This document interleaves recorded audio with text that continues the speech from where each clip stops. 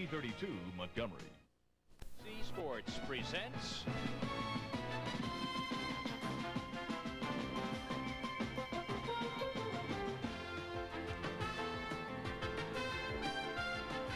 CFA College Football. From Auburn, Alabama, it's the Auburn Tigers against the Tennessee Volunteers. Pat Dye's Tigers, long known for a powerful ground game, have rediscovered the pass. Quarterback Jeff Berger, the principal figure, up top for nearly 500 yards in Auburn's first 2 games. Berger ranked second in the nation in passing efficiency and already has connected on 5 touchdown passes. As for Tennessee, its defense, preseason All-American Dale Jones and most of the wrecking crew responsible for destroying Miami at the Sugar Bowl are back for more. It's the Tigers and the Vols. 91 degrees, a boiling hot afternoon at Auburn, Alabama. The rivalry is just as hot. Tennessee and Auburn, the place is rocking. Auburn has the advantage over the years over Tennessee. Last year, of course, Tennessee knocked off then #1 ranked Auburn at Knoxville. Corey McFerrin along with you once again, along with Lynn Swan, our color analyst today. And Lynn, Pat Dye talks about the pass, but you don't suppose he's going to forget about the run just yet, is he? I doubt very seriously that Pat would ever forget about the run. And if they're going to run, the real weight is going to fall on their All-American and Outland Trophy candidate, Ben Tamburello at center. He is a big, strong man. He is consistent, he is dedicated, and he has been overwhelming in the first 2 games. If they're going to throw the football, Tennessee's outside linebacker, Dale Jones, is going to have a great impact in this ball game. He was terrific in the Sugar Bowl against Miami when he threw Vinny Testaverde for several losses in that ball game. Now, Tennessee offensively is hurt by the absence of tailback Keith Davis, out with a knee injury. Will not see action today, but they do have a fella who can run pretty well. His name is William Howard. They have him listed at 225 pounds, but I think he's more like 235. He was a tailback in high school and would like to be one here again. So when we talked to him, we asked him if having a good game here would have an impact. There'll be some biased opinions about whether William Howard plays fullback or William Howard plays tailback, but I think I'm more concerned about winning. I think for our team to win, I don't know if the coaches will play me at fullback or tailback, wherever I think I can help the team or wherever the coaches feel I can help the team. I think that's best for our team, and that's most important overall over my individual statistics. You know, this Auburn passing attack we're talking about is no fluke. Jeff Berger has already had 2 200-yard passing performances, something that has not been done since the Pat Sullivan era. Pat Sullivan is his coach now. We asked Jeff about the passing attack. Well, it made me feel good. I mean, knowing that Coach Sullivan was coming in, I mean, I knew that, you know, there's no reason for him to be here to coach wishbone quarterbacks. And I knew he was going to a pro-type offense, and, you know, I was thrilled to death with it. And so far, I think everybody likes what we're doing. That's the main thing that's kind of different from last year. I think offensive linemen are happy with what we're doing, and the backs and the receivers are. So, you know, if you're happy and you're out there having fun, then that makes a difference. I think fundamentally, you know, Jeff doesn't have a great arm, but he's got a good arm, and he's got the tools to do it. And it just took a little while for him mentally to pick it up. And again, give Coach Dye credit, because when we first started early, we weren't very good at it. And he hung with us in our practice and made the commitment that that's what we were going to do. And so it's just turned out fine so far. Now, obviously, the outcome of this game does not hinge entirely on the play of the skilled people alone. We've got some monsters along the line of scrimmage. Mike Adamle is here now to tell us about a couple people to watch. Mike? Well, Corey, one matchup we haven't mentioned yet involves Tennessee's offensive All-SEC offensive right tackle, Bruce Wilkerson. He'll be going against Auburn's left tackle, defensive left tackle, Tracy Rocker, who may be the best defensive player on the field this afternoon. He's just a sophomore, but he led the Tigers in tackles as a freshman a year ago. He's not an All-American yet, but he's our vote. He gets our vote to make the All-Name team. I'm sure before the day is over, Rocked by Rocker will be rolling off your lips. Have fun with it, Corey and Lynn. Tracy Rocker. The Auburn Tigers try to win their first SEC game of the year. Tennessee tries to even up their conference mark of 1 apiece. The kickoff coming up. It's even warmed up 2 degrees to 93. It's going to be a hot one all afternoon. Tennessee will kick off to Auburn. Tommy Agee back at his own 5-yard line. 72,000 plus on hand at Jordan-Hare Stadium. And here we go. Carlos Revés, the kick. Bouncing into the end zone. So Auburn will take over on the 20-yard line. Their offense, the man to watch, the center, the Outland Trophy candidate, Ben Tamburello. In the backfield, Tommy Agee, a 4-year veteran. Of course, that quarterback, Jeff Berger, first man to throw back-to-back 200-yard-plus games since the Pat Sullivan era of the early 70s.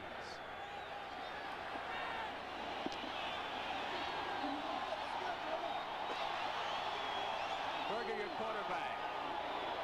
Agee behind him in the backfield. Berger will pass immediately. That's Tommy Agee across the 20, 25-yard line. First down to the 38-yard line before he's taken out there by Brian Hunt.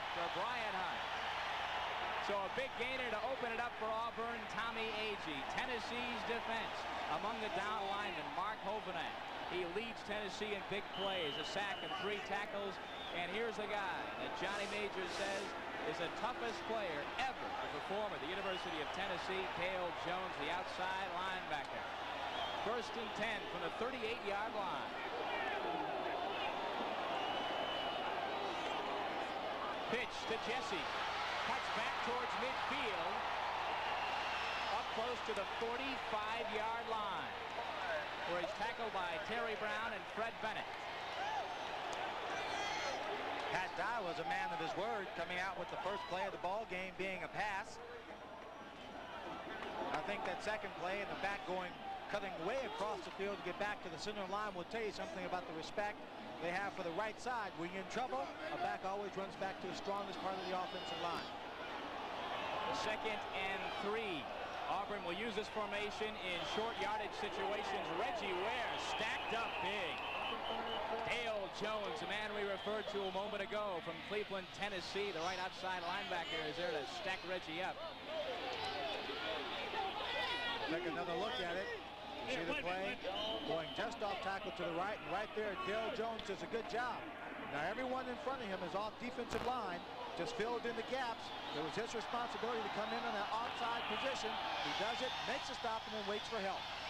All right, and 3rd and 3, the full house backfield once again.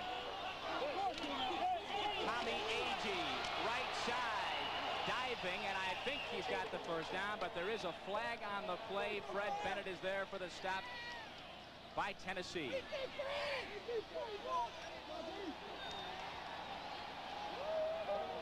Holding against Auburn. The Tigers, of course, last year, major disappointment up at Knoxville. They were the #1 ranked team in the country. Tennessee came in, knocked them out 38-20. We asked a lot of the players the last couple days here in Auburn, is that a motivational factor? Most would not admit that it really is, but I gotta believe out here today, occasionally that might come to mind. Don't you think, Lynn? Holding. Offense. Still 3rd down. Absolutely. I think it becomes a big motivational factor for Auburn. There's Johnny Majors. He also coached at the University of Pittsburgh while I was playing football there at Pittsburgh.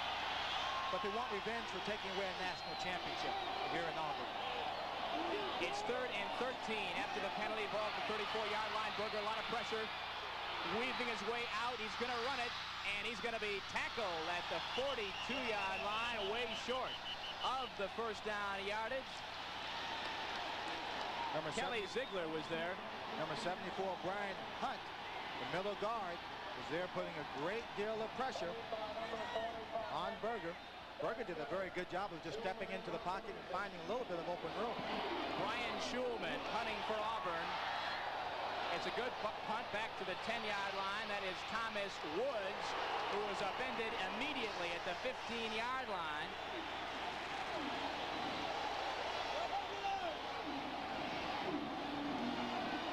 Tennessee's offense will take over at the 15-yard line.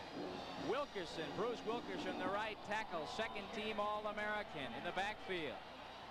Francis, Jeff Francis, can he get the job done today? He's had a hurt shoulder. There was some question earlier in the week if he'd be able to play today. He's from Mount Prospect, Illinois. In motion, Anthony Miller, number 7, as Francis says, get going the other way, partner. And that's the big man, William Howard. And he bangs his way up close to first down yardage. Auburn Auburn's defense. Now in the secondary, Tom Powell, he's all SEC, preseason All-American, top tackler in that secondary. But Tracy Rocker, 6'3", 258, preseason All-SEC as a freshman last year. He led Auburn in tackles. 2nd and 1. Tennessee 1 yard shy of the first down, and the 9-yard carry by William Howard. Handoff this time. That's Jim Miller, the big fullback, who bowls his way across for first down yardage. He's hit there by Nate Hill. Let me set up what I think is going to be an interesting confrontation throughout the ball game here, Corey. When William gets a ball and carrying it, he's carrying the ball and he's weighing 235 pounds. Linebackers are going to have to do the stopping. The question is, can they stop him and then get help? Because the linebackers for Auburn are 212, 228, 210, and 235. So Williams got the advantage. Miller and Howard in the backfield to give to Miller, the big fullback, across the 30 to the 33-yard line. So Miller carries twice in succession. Miller mostly known as the big blocking fullback. Has not carried all that much this year. 10 times for 100. 8 times for 42 yards before this game, as a matter of fact. It's 2nd and 4.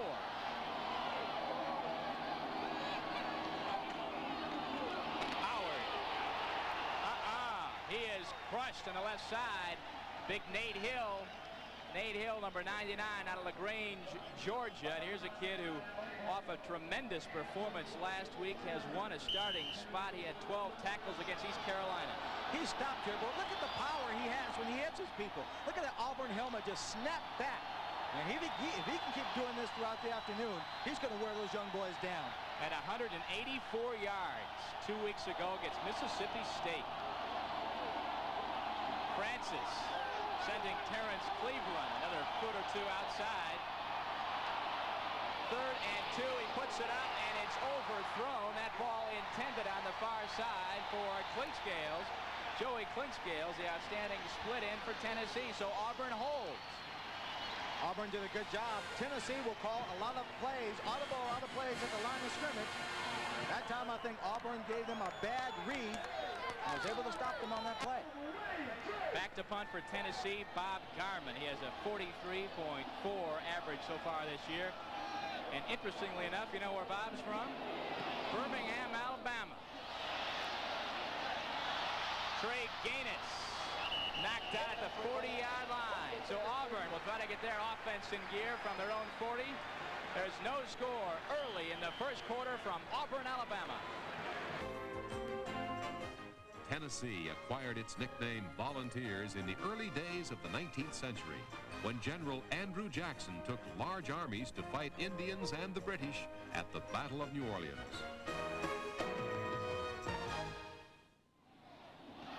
You know, Tennessee won their first SEC title since 1969 last year, but as this graphic indicates, the Volunteers have been at the top in the SEC over the years, very clearly number 2 overall in winning percentage. Tennessee with 9 SEC titles overall. Auburn with only 2 through the years.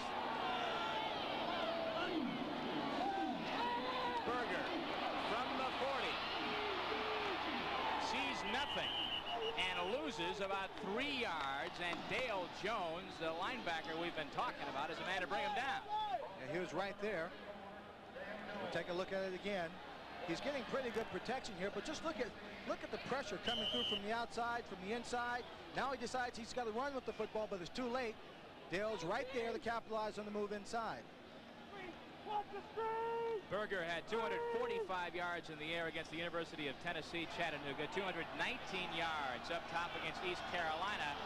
But Tennessee is a step above UTC and East Carolina. Here they give. That's Tommy Agee. Big gainer across midfield to the 40, to the 37-yard line, where he's driven out of bounds by Terry McDaniel. Tommy Agee, the big senior, 5'11", 211 pounds, preseason All-SEC SEC selection. When you look at this, look at number 55, the linebacker. He moves right inside there, and he's carrying out an assignment. This play was designed for that kind of stunt by the Tennessee defense. Great call by the offensive coach who put that play in there. The defensive alignment created the hole for Tommy Agee to get the big gain. A 26-yard pickup by Agee. Ball at the 37-yard line. That is Brent Fullwood, and he squirms and slides his way up near the 30-yard line, where McDaniel again makes a stop for Tennessee. Once again, we stated at the top of the show that the strength is in the center of the offensive line. You see right there, he's going straight up the middle. Look at the offensive line. They fired up. The only reason why there are orange jerseys there is because they were coming in from the outside. I think he's going now to attack the middle of this Tennessee defense because he's going to have more success. Handoff. Tommy Agee again plowing through, and Auburn, as we suspected, trying the middle of that line, trying to push that ball across. Now the long-term effect of running up the middle is going to create better opportunities for Auburn to run to the outside, to run their play-action passes, because it's going to hold the linebackers. First down on the Agee run as Auburn's offense is moving the football. Fullwood. This time, nothing. Taken down there by Ziegler. Kelly Ziegler, the linebacker out of Miami, Florida. Number 22, Brent Fullwood, may just be the very best tailback, but I talked with Coach Dye as to why he wasn't playing more often. He said he came into training camp late because of several personal problems he was having. He had to make sure that he was academically eligible, so he was in school, so he missed a lot of time. He says, when this man is ready, and when he shows the discipline, I'll put him in there more often. He averaged more than 7 yards a carry last year. That's better than Bo Jackson. Berger to the air, to the corner of the end zone, and he overthrows his man. That ball intended for Lawyer Tillman, the split end out of Mobile. Let's keep our eyes on Lawyer Tillman. He stands about 6'3", 6'4", and he's going against a very small cornerback in Peppers, who's only about 5'10".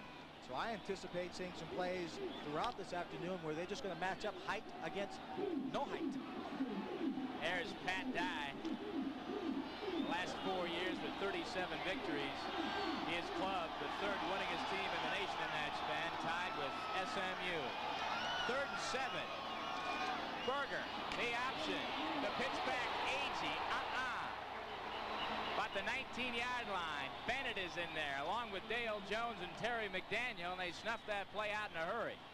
When you're going against an option, you give the quarterback one read, hope he takes it, and then let him make his move, and then you defense that particular move. I think he just pitched the ball too soon here. There are two people on the outside. The defensive line had great lateral pursuit. So Chris Knapp is on, attempting a 26-yard field goal. Brian Schulman, the holder. It is up and good. So Knapp hits his second field goal on the year. And Auburn is on the board first here at Jordan-Hare Stadium. It's 3-0 Tigers. Wolverine country in Ann Arbor, Michigan, after an interception, the third of the game, thrown by Ferguson of Florida State. Thomas Wilshire has capped a long drive with a touchdown that now makes it 20-10 Michigan on the 7-yard run by Wilshire, and the Wolves appear home free for their third win of the year. They face Wisconsin at Madison next week. Corey? All right, Jim, here at Auburn, Alabama, the Tigers with a 3-0 lead. 40-yard drive, 8 plays, took just over 3 minutes. Chris Knapp the field goal. And the Tigers out in front. They're trying to go 3-0 on the year. This is their first Southeastern Conference encounter. Chris Knapp will kick it away.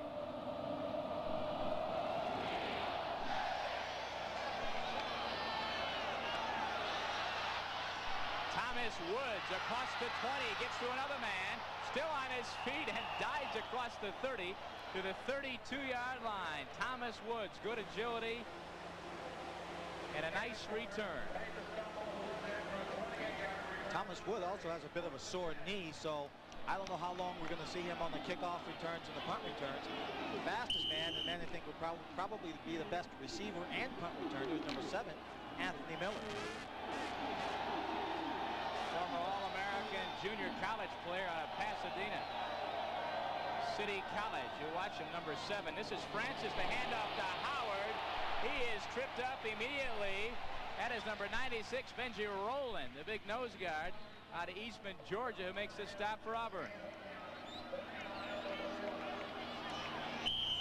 You know, Johnny Majors came in, he said, I don't think we as a team have ever had a club in worse physical condition than this one. He's talking, of course, about Keith Davis, the tailback we alluded to earlier. He's out with a banged up knee. Charles Wilson, another running back, is hurting.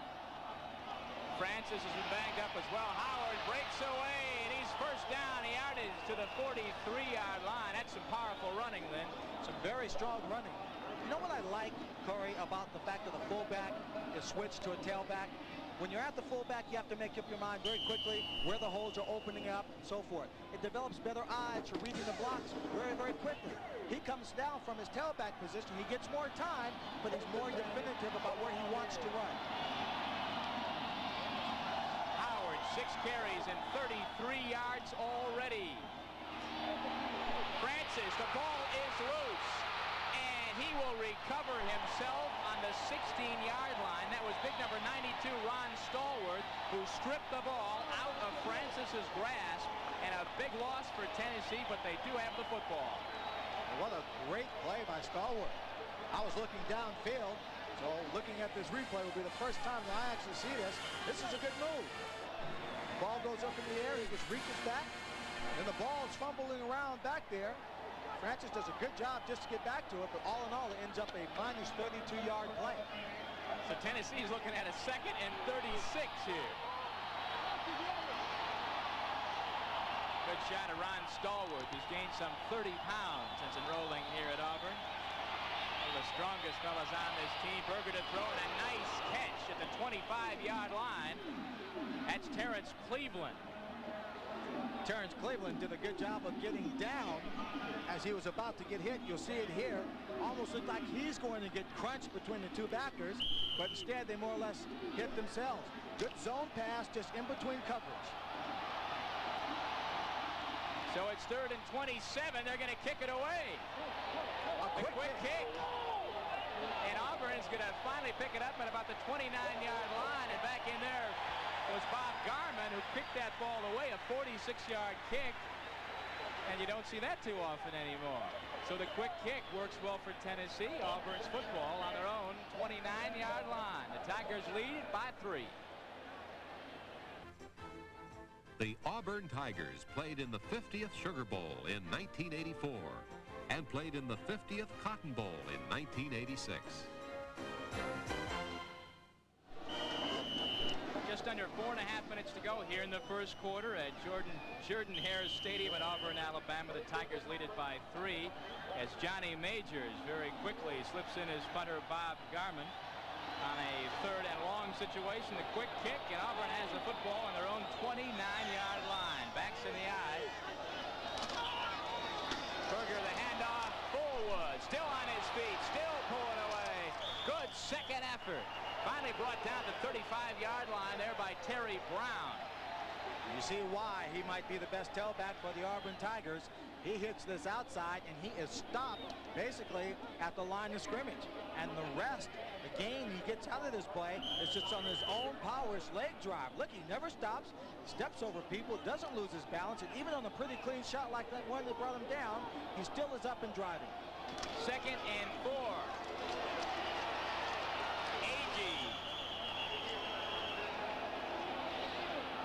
Knocked out of bounds at about the 37-yard line. Kelly Ziegler brought him across. Corey, the story in this first quarter, with about 3 minutes and 47 seconds to go, might just be field position. The fact that Auburn has had it throughout the first quarter, and you see the ice there on the sideline, they're trying to keep everybody cooled down in 90-degree-plus weather. Hey, we're hot enough out here, up here in the press box. Can you imagine what they're feeling down there? 93 degrees in that sunshine. 3rd and 2. Agee trying to cut it up, and he's going to be stopped short of the first down, I believe. And that's swarming all over the field Tennessee defense that coordinator Ken Donahue is so famous for comes up with a big third down play. Speed is definitely the name of the game for Tennessee. They've got speed on the outside on their offense in the backfield. They've got great mobility and quickness on their defensive unit. Brian Schulman is on. He transferred from all places last year from Tennessee. Got a lot of buddies on his club, including Tennessee's quarterback, Jeff Francis. That's Woods. He's got some room. 35-40. Look at him go. He's across midfield. He's got one man to beat. And he is stuck hard at about the 30-yard line as Woods just about sprung that one all the way back to gain 58 yards. Thomas Woods as Tom Powell finally the only man back there to wrap him up. He gets off a good punt here. It's on the side. The best thing about the punt is that it's to the side of the blocking, where the punt return was decided that they should return, and he gets a terrific block when he first catches it, then finds nothing but room. But here, he doesn't become a runner. He becomes a fullback and was trying to run over someone. Francis, handoff, Howard. He's got some room up to the 20-yard line, inside the 20.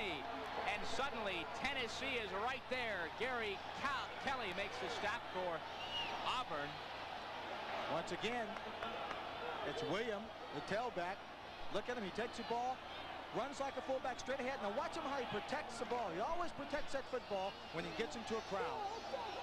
According to Auburn's Tracy Rocker, the offensive line for Tennessee is the best in the SEC. That's why William Howard can run his way through holes like that. He's got 44 yards already on 7 carries. You see they are just short of the first down. It's 2nd and 1. You know, last week Howard ran, how many times was it? 34 carries, the 3rd most carries in the history of Tennessee football, behind Johnny Jones and Hubert Simpson. So he's on his way to a big-time day again, it appears. 2:40 to go here in the first quarter. 3-0 Auburn. Tennessee 2nd and 1 from the Auburn 20-yard line. Howard just crashes his way forward for the first down, I believe.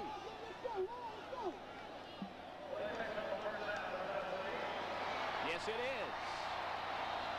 First down, Tennessee. Keith Davis is going to have to come back and do a lot of work to take the tailback job away.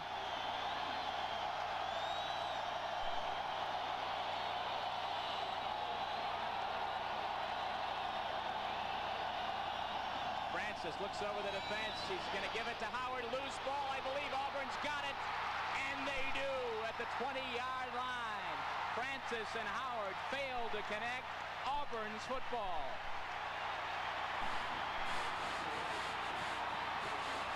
Number 93 is Andre Bruce. Came up with a football. Here we see it, Lynn. Howard seems to have the football here, but right there, looks like it's just Bruce. He'll stick his hand in there and knocks it away. In the first 2 ball games, Tennessee did not have a single turnover.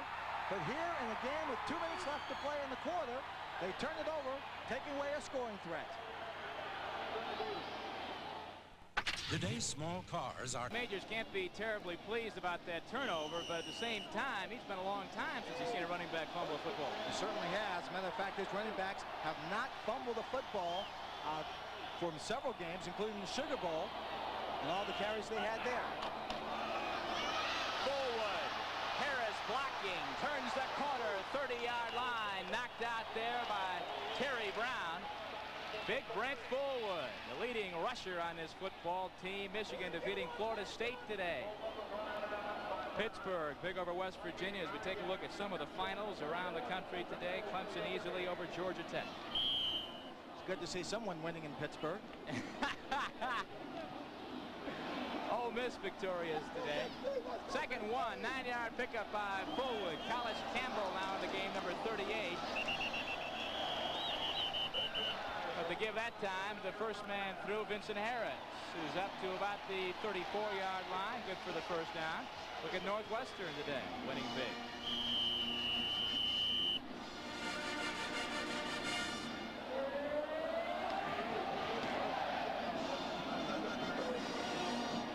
Late first quarter. The Tigers a 3-0 lead.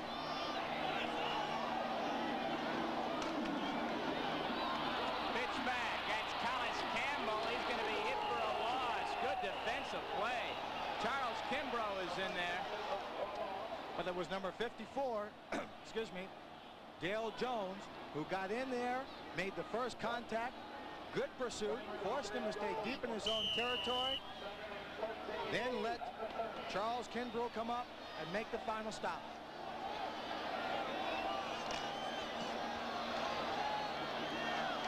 .103 to go, first quarter. As Berger comes up to the line, facing a 2nd and 13. 25, Tim Jesse. Close to the 40, but he's still 3 yards short of the first down. Now let's throw it down to Mike Adamle on the sidelines. Corey, one of the quickest way to get underneath a die-hard Auburn football fan's skin is to call the school by the wrong nickname. Now, there's a lot of confusion here, and we're going to set the record straight. Now, which is it? The marketing department's partly to blame. Is it the Tigers or is it the War Eagles? Well, to set this record straight, the official nickname is the Tigers. The official battle cry is War Eagles.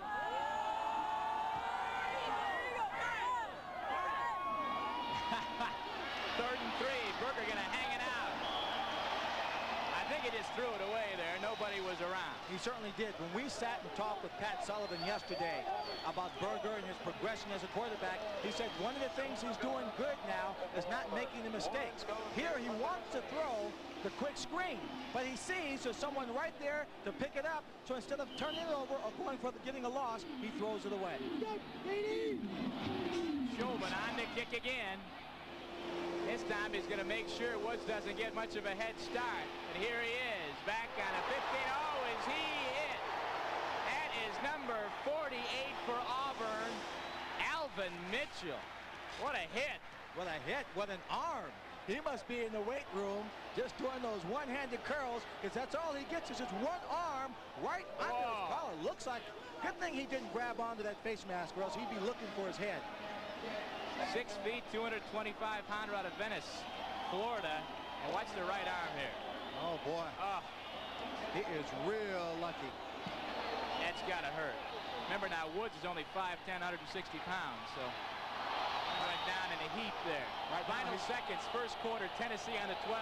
He's only 5 feet tall right now. Yeah, I think he lost a few inches. Howard pulling his way to the 17-yard line. Very interesting, Corey. Tennessee just bullying its way through the center of the line.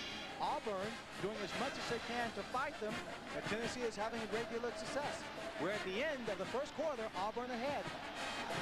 Auburn, those stats somewhat misleading because it includes that big 32-yard loss when Francis had the ball stripped midway in the first half. We begin the second quarter, and Francis wants to put it up. He's going long, and it is caught. Is it caught? Unbelievable. Klingscale, Joey Klingscale, his favorite catch is over the shoulder. I think that was deflected into his arms. That's a remarkable grab. Well, here's some great anticipation by Francis because Joey Klingscale is covered all the way. Right here, the ball just goes through the defender's hands, and that is pure concentration on Joey Klingscale's part. Take another look at it here on an isolated view. Just watch the ball slip through the defender's hands. And he's being bumped. Joey Klingscale is being bumped and still comes up with the grab. 48-yard connection. Howard tries to go around. Oh, he is hit. Number 40, Arthur Johnson takes him down. I'll tell you what, Klingscale has had to serve in the shadows, I think, of some outstanding players. Last year it was Tim McGee, was Willie Gall a few years ago, and this year he feels this may be his opportunity to shine. And outstanding player out of Knoxville, Tennessee. Well, he's a tough ball player. He's got very deceptive speed, Corey. He doesn't look like he's moving that fast. He probably is only about a 4.6.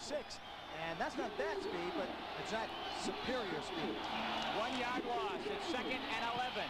Francis, safety valve. Howard to the 30. Or he's brought down by Phillips. We talked a lot about Berger and his success throwing the ball. Francis passed for 230 yards in their first game of the year against New Mexico. Certainly did. I think that was a quick screen, Corey. They had big John Galbraith out there in front of him, so it was more by design. half the time you can't tell. Those linemen sometimes get caught up on the inside. They don't make it to the outside. But there, he really didn't pick up a great deal of yardage on the play. 3rd and 3. Miller and Howard to give Howard, and he is stacked up. Phillips is in there again. I believe he is short by about a yard of the first down.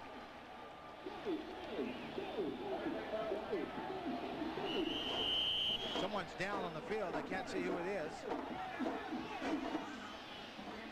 It's like number 57 for Tennessee, which is Darrell Smith, the offensive tackle out of Knoxville. That's exactly who it is.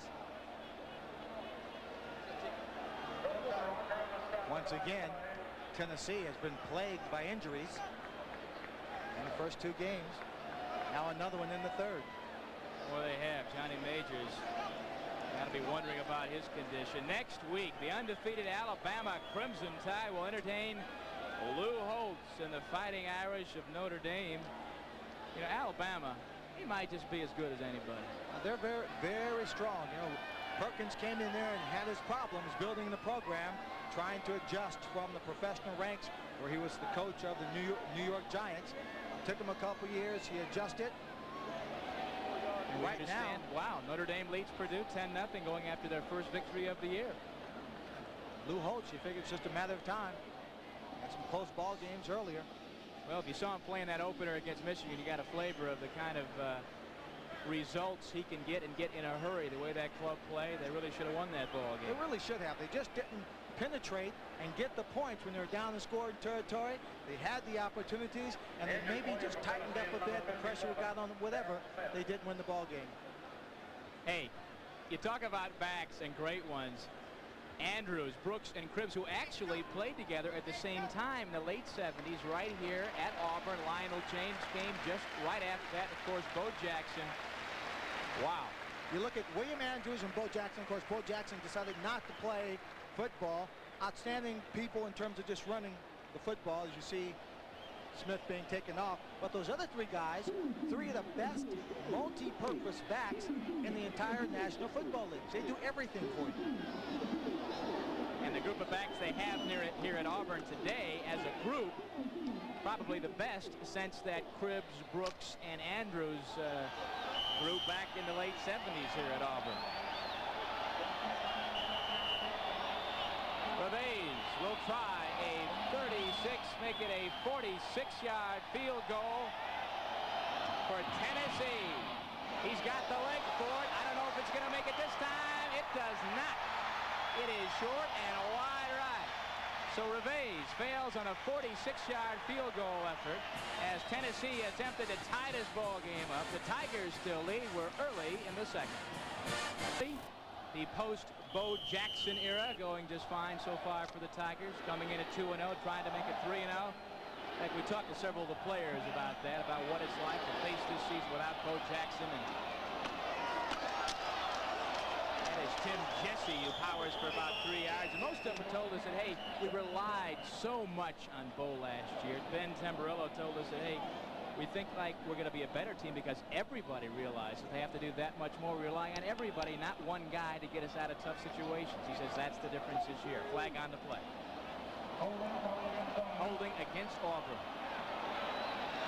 I believe that, Corey, but I also believe that when you have a great talent on your football team, he is going to make everyone else better around him. They're going to look better because of his great talent, but he is also going to inspire that person to perform at their maximum levels. Offense. Repeat first down. I say that from experience. I mean, look, back at the Pittsburgh Steelers, John Stallworth and I, for many years, he and I competed internally, trying to be the best. You know, always wanting to catch more passes, to make the tough catch, only in an effort to be better. 12:35 to go here in the 2nd quarter. Auburn a 3-point lead. Berger the handoff to Agee, and Agee is hit at the 25-yard line, brought down to 26 by Milton Gordon, reserve linebacker out of Jacksonville, Florida. Now we are still early in this ball game with just over 12 minutes to play in the 2nd quarter. Well, I'm surprised that so far it's been such a defensive battle. Well, one thing the Auburn players told us, especially some of the linemen, is say, hey, the way Tennessee moves around on that line, the stunts and the blitzes they pull, it's awful hard to detect. As Berger throws it out of bounds and running over there to cover on the play. It was intended for Tommy Agee. It's number 13, David Poole, who spilled over the sidelines there. That's one way to get in communication. Yeah, no kidding. One way to break a leg, too. Again, we're looking at great pressure by the Tennessee defense. And, you know, Jeff is the kind of quarterback, and this is the kind of offense our defense likes to play against. He doesn't move around a great deal in that pocket, much like Vinny Testaverde down in Miami when they played against him in the Sugar Bowl. He stayed in that pocket. They were able to get the pressure and bring him down. Berger with only one complete pass so far today. 3rd and 14. Straight drop back here. Look out. Dumps it off. It is nothing to about the 21-yard line. That ball went out to Walter Reeves, the tight end. Milton Gordon there for Tennessee. Auburn having a tough time moving the ball. Milton Gordon is a right inside linebacker, and Tennessee just did a terrific job of putting pressure on the quarterback and then defending that quick screen. That's a tough play to defense, too. So Shulman, his 4th punt of the afternoon. It's a boomer to the 28. Thomas Wood drops it. Look out. Here come the Tigers. He is pummeled at about the 24-yard line. So Tennessee will take over again. Shan Morris give him credit for that tackle. Tigers are up by field goal. Tennessee on offense on their own 25-yard line. Francis, play action, looking, chased, fires, incomplete, intended for William Howard. Let's throw it down to Mike Adamle on the sidelines. Michael? Corey, as you mentioned at the top of the show, very hot, but it's cool down here on the playing field. Even though it's about 93 degrees, there's a slight breeze. So the players really aren't bothered too much by the heat. Certainly Tennessee's defense has withstood a heavy heavy pressure from Auburn. Incidentally, one update on Darrell Smith, the offensive tackle for the Tennessee Volunteers. He's okay, stretched ligaments in his right leg. He'll be checked on at halftime. All right, Michael, 2nd and 10. Francis looking, and Francis brought down in a heap. That is Tracy Rocker. Preseason All-American. What a play. And with respect to Michael Adams' opening comments, he was rocked. Yes, he was. Rocker rocked him. Rocker just does a great job keeping his outside arm free, playing off the block with his right hand on the inside, and then once he got by him, it was a free shot. Pat Dye, referring to how well Tracy Rocker played last year down the stretch, said he had played as well as any defensive lineman he'd ever been around. 3rd and 18, 10:44 to go for the half. Pitch back, Howard looking, nothing. He's tackled hard there, Arthur Johnson. So Tennessee's offense not doing much. The Tigers' D is tough. They say they love to hit. Auburn has that reputation for that hard-nosed, aggressive brand of football. Tracy Rocker told me the other day, I love it when I see it in their eyes. And they know we're coming. Bob Garment is on. To punt it away, the young man who came in and quick kicked a little while ago. Back to receive, Trey Gaines. 35-yard line. Still on his feet, tackle at the 40-yard line, Trey Gaines, who's brought 3 punts back for a touchdown in his career at Auburn to tie Mike Fuller for the all-time record. Auburn has a lead midway 2nd quarter. SEC matchup obviously extraordinarily important for both clubs, but even more so for Tennessee since they lost once already to Mississippi State 2 weeks ago, 27-23. Johnny Majors came in and said, hey, if we lose, we are totally out of the race. We realize that there's never been a club to lose twice in the SEC conference schedule and then go on to win the title. They have to win today. Auburn on offense from the 40-yard line, and that is Tim Jesse. Stacked up at about the 46-yard line. David Poole is there. A few other scores for you around the country. And of course, for the Auburn football team, Pat Dye has said this team this year has not been challenged, has not been tested. They had 2 easy football games, if you will, more like preseason football games until this game this afternoon. So he has a lot of questions he wants to get answered here. They beat UT Chattanooga, and then they beat East Carolina. Scores 42 to 14 and 45-0. Berger firing, almost picked off, and that's Walter Reeves, the big tight end. I'm sorry, that's Lawyer Tillman, number 85, who made the catch on the far side. No, Pat Sullivan told us he was going to throw this pass. I asked him, I said, is Jeff strong enough? Is his arm strong enough to get it out there? This is why I asked the question. That is one of the toughest passes to complete in football. The ball's got to be a rocket to the outside because the cornerback, if he reads it, has a great angle to pick it off, and if he does, there's no one in front of him to stop him from running it back for a touchdown. 3rd and 2.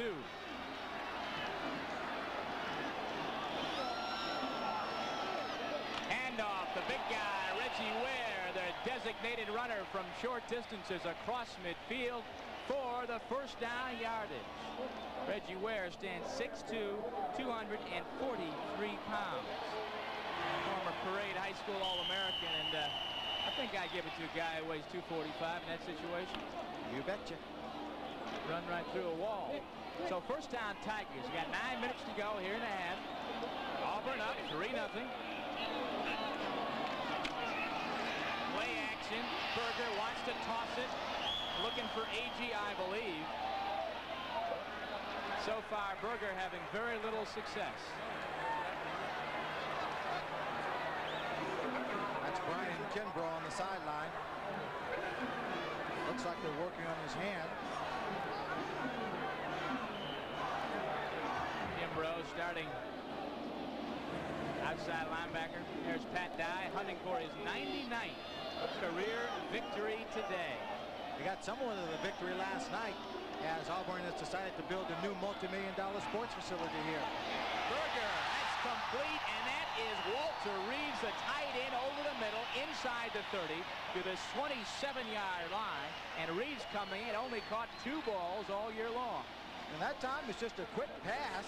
The tight end just comes off the line of scrimmage, runs straight down the field against what appears to be man-to-man coverage. There's nobody there in the center of the football field, so he picks it up for a strong 21-yard gain. Auburn with the ball at 27-yard line.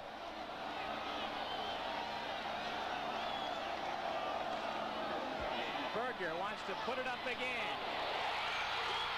He's got a man. That's Bolton at the 5-yard line. Scott Bolton, Auburn, 5 yards away from pay dirt.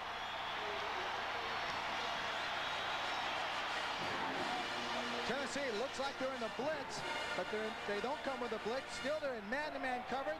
He sent one receiver down the middle of the field on a post, the other on a flag route. The post was covered, but Scott Bolton was open deep and on the sideline for the big yard, for the big game. Berger to Bolton, 22 yards. Ball just outside the 5-yard line. Reggie Ware in the backfield, but it's the pitch. And that is Greg Forward trying to turn it in. He is just short.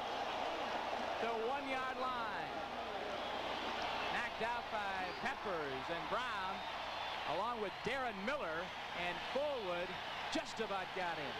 Now Forward going for the corner, trying to stretch it out. But Peppers, number 8, has enough speed to meet him there. He gets there. No, that wasn't Peppers. Peppers is coming over late. Trying to help out. Trying to help out. All right, second goal. That's Ware. Touchdown, Auburn.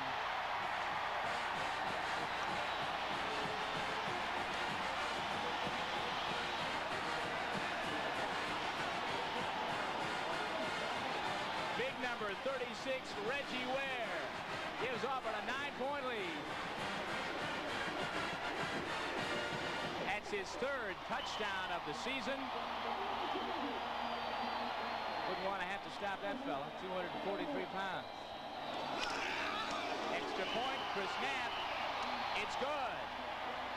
Well, if you can call a football team cool when the temperature is at 91 degrees, then we can say it about the Auburn Tigers, because they have just coolly and calmly moved their way down the field, running the football up the middle, not making the mistakes, going in for the first touchdown as they take a 10-0 lead in the second quarter. Jordan Harris Stadium, 72,000 strong, most of them very happy right now as Auburn has assumed a 10-0 lead. Just over 8 minutes to go. Chris Knapp kicking off for the Tigers. And Thomas Woods bobbles the ball, 2-yard line. Look out now. Little jitter step. And finally works his way up across the 15-yard line. Second time in a row, Woods has had a tough time grabbing hold of that football. Well, when you let that football hit you in the chest, it just hits the hard plastic of your shoulder pads and bounces away from you. It's hard to catch it when it ricochets so quickly off your chest. Oftentimes, though, you see the defense or the kickoff team come down, overplay that, and the guy gets a little bit of a break and scoots out. Sometimes works real well. Almost did that time. 8:02 to go. Handoff. Howard. Few-yard gain. Don't forget now, beginning Tuesday night, October the 7th. Major League Baseball playoff action begins. The American League Championship Series will begin on the 7th. The National League opens up on the 8th. And obviously, the way the baseball season has gone this year, no pennant races. We know who they are. Angels, Red Sox, along with the Mets and the Astros. Howard, Pullman across midfield. Not midfield, middle of the line, excuse me. Kurt Crane is there.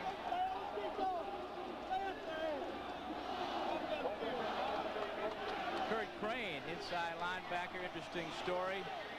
Here's a fellow who transferred to Auburn from Memphis State. He's leading the club in tackles. William Howard. 1st and 10. Howard, a lot of room. Up to the 40-yard line. Lots of space on the right side that time. I was about to say they ought to give him a nickname like Freight Train.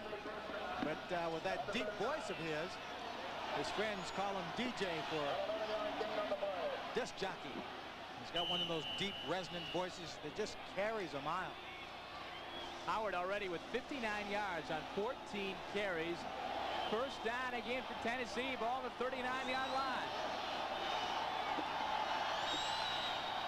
Charles Wilson in the ball game. But the give is to Howard, his 15th carry of the day, and he may be out to break that all-time career carry record for Tennessee today. Nate Hill is there to make the stop for Auburn. William Howard just doesn't seem to get tired, does he? Well, I asked him about his conditioning. You know, at fullback, he wasn't carrying the ball much. He comes back to play tailback, says every day at practice, he carries that ball on each play 40 yards down the field. So he's in the best shape he's ever been in his life, and he should be good enough to carry him through this ball game. 2nd and 4. Tennessee keeping the football on the ground. Timeout. 25-second clock. The time they have to call a play and get it off was down to 3 seconds, so that was a wise call on his part. Wise play by Francis. 5 minutes, 54 seconds to go. Francis and Johnny Majors talk it over. Back with the final 6 minutes in just a second. Behind the strong running of William Howard, Tennessee is moving the football, trying to get it across midfield. As you see, the scoring summary, Knapp the field goal, Reggie Ware capping a long Auburn drive with a 1-yard touchdown plunge. The Tigers 10-0 leaders. Less than 6 minutes to go here at Jordan-Hare Stadium, and that is Howard again close to midfield, his 16th carry of the afternoon. The offense of Tennessee settling into a ground attack, just really going after the interior defensive line of the Auburn Tigers. Somewhat surprising, since when I look at their offensive unit and the great receivers they have on this football team, it seems like Tennessee is more of an offensive clinic for wide receivers. Joey Klingscale showed us his talent a little earlier with that fabulous catch. Another fellow to watch, Anthony Miller, who is yet to show himself today. No passes in his direction. We should see him before it's over. Right now, though, Johnny Majors is trying to pound the ball down Auburn's throat. One thing I have to ask myself, based on the way they're playing their offense right now, is whether or not Jeff Francis's shoulder is completely healed. Maybe he's just trying to save him as much as possible. Francis hurt that shoulder, the first shoulder injury he's ever suffered. In the first series of the game against Mississippi State 2 weeks ago, Randy Sanders came in for him a little bit later on, and Francis was doubtful earlier in the week. That's Miller in motion right there, number 7.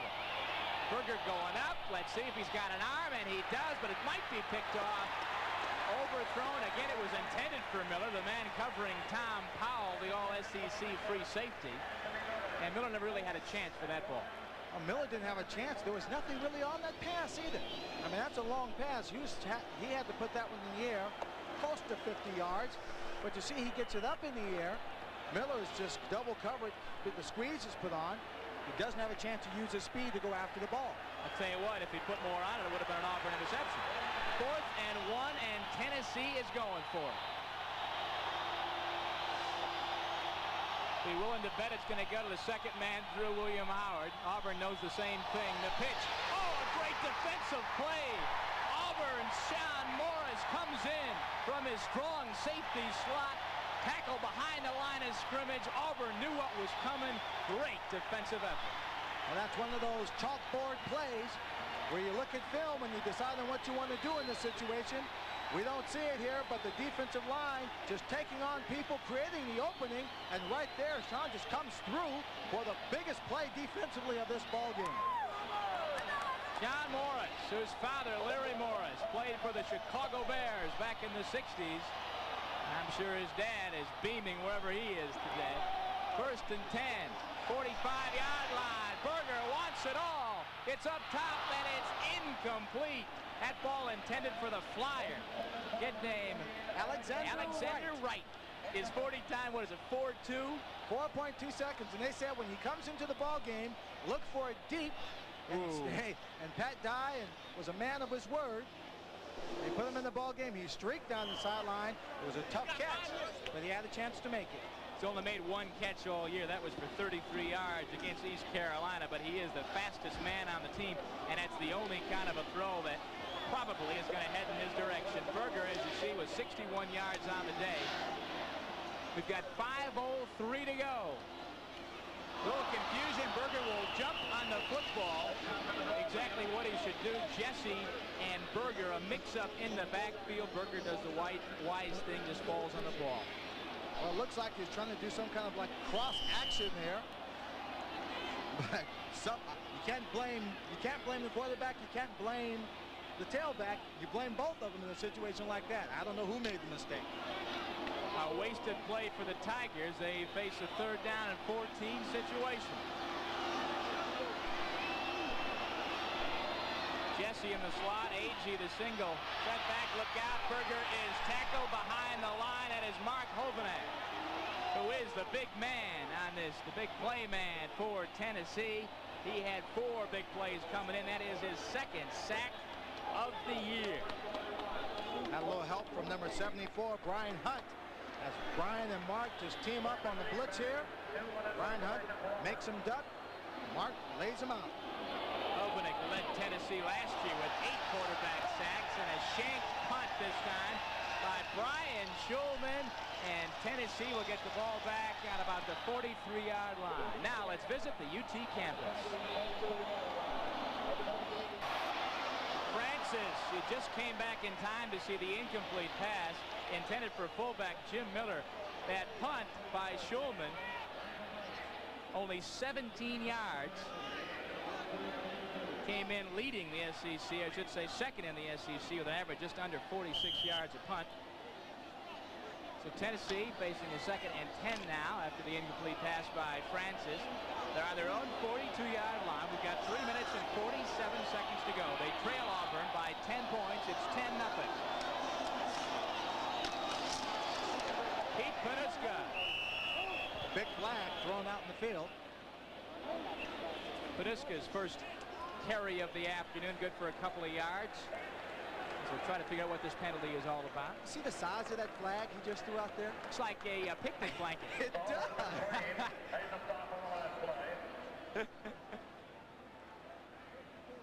I mean, if they painted red, white, and blue, we'd have to hoist it up in the air. Holding against Tennessee. That'll back them up to about the, let's see, 32-yard line. Holding.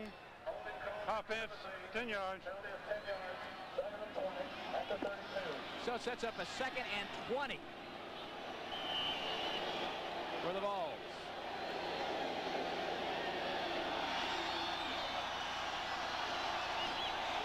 Francis fakes the little pass to the halfback left side. He goes to Howard, and he is crushed. Number 42, Gary Kelly. Gary Kelly just slipped through the blocking and the screen. Coaches always tell offensive linemen, when you set up for the screen, you have a specific assignment. But there's a rule to govern any mistake, which is don't let anybody through. Hit the first man, even if he's not your man. Nobody hit him. He just came through, and it looked like he was bulldogging the running back. 3rd down, 18. Francis, your quarterback. He wants to fire at good protection. Dumps it out to Howard, who drops the football. Of course, it's a dead ball immediately. Howard just turned away from that pass much too soon. Not staying with it. Big defensive stand for the Auburn Tigers. Tigers D coming through. Just have to say that the coach for the Tennessee football team and for punters is a guy named Craig Colquitt, who punted for the Pittsburgh Steelers for many, many years. Garman booms it. Gaines dips back the other way up to the 25-yard line. Now let's take time to visit the Auburn campus here at Auburn, Alabama. A child and a little dog paint a happy picture. And research in Auburn University's Scott Ritchie Small Animal Program makes that picture even brighter. Here, animals are treated humanely as veterinarians fight hard to diagnose diseases. But there's a bigger story. Research into animal heart problems and Auburn's high-tech treatment of colon disease are giving us clues for dealing with similar illnesses in humans. Our work helps our best friend live a longer life and does the same for the rest of us. Tommy Agee. Short run for about 2 yards up the middle. Auburn's first play from scrimmage on this drive. 2 minutes and 10 seconds to go here in the first half. Ball on the 27-yard line.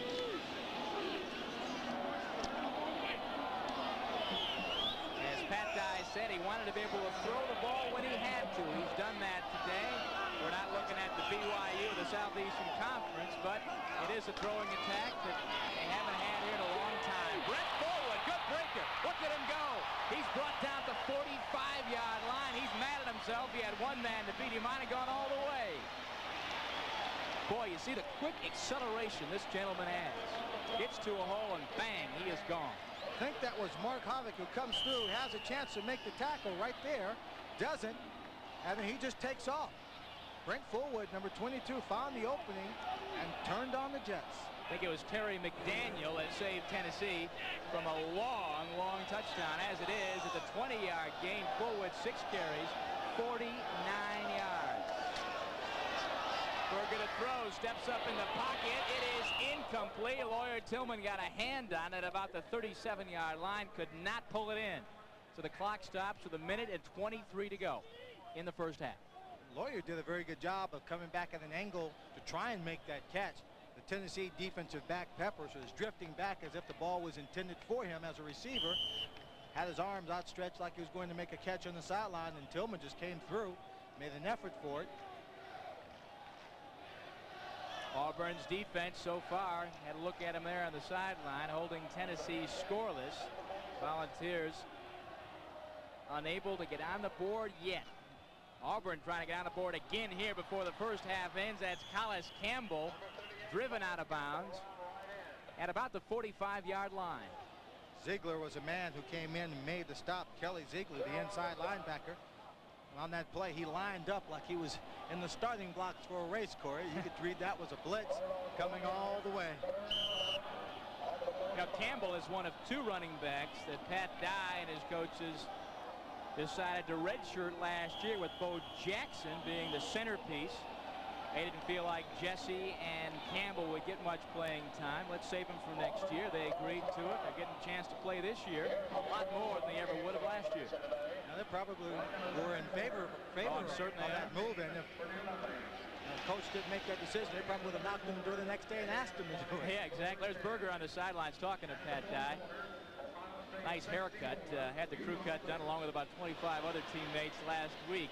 Again, next week, Notre Dame and Alabama from Birmingham.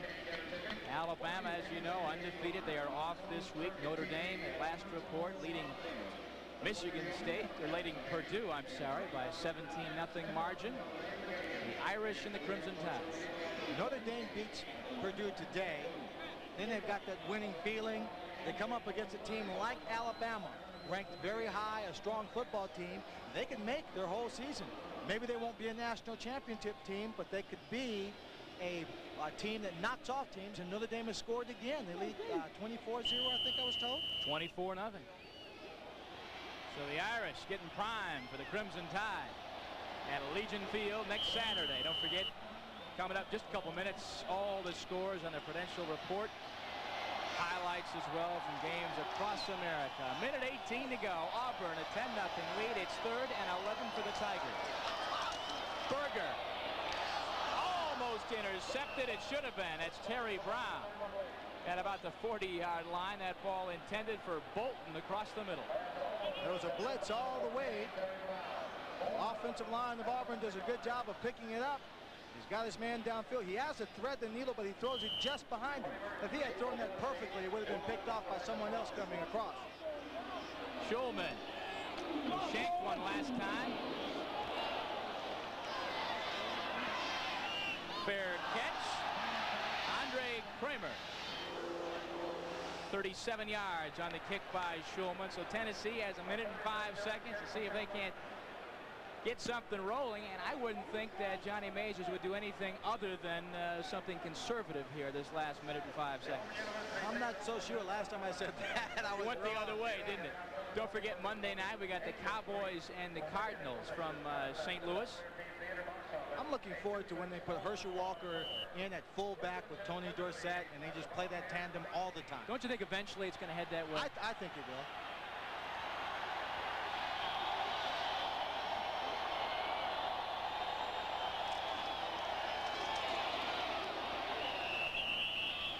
William Howard, a couple of yards, not much.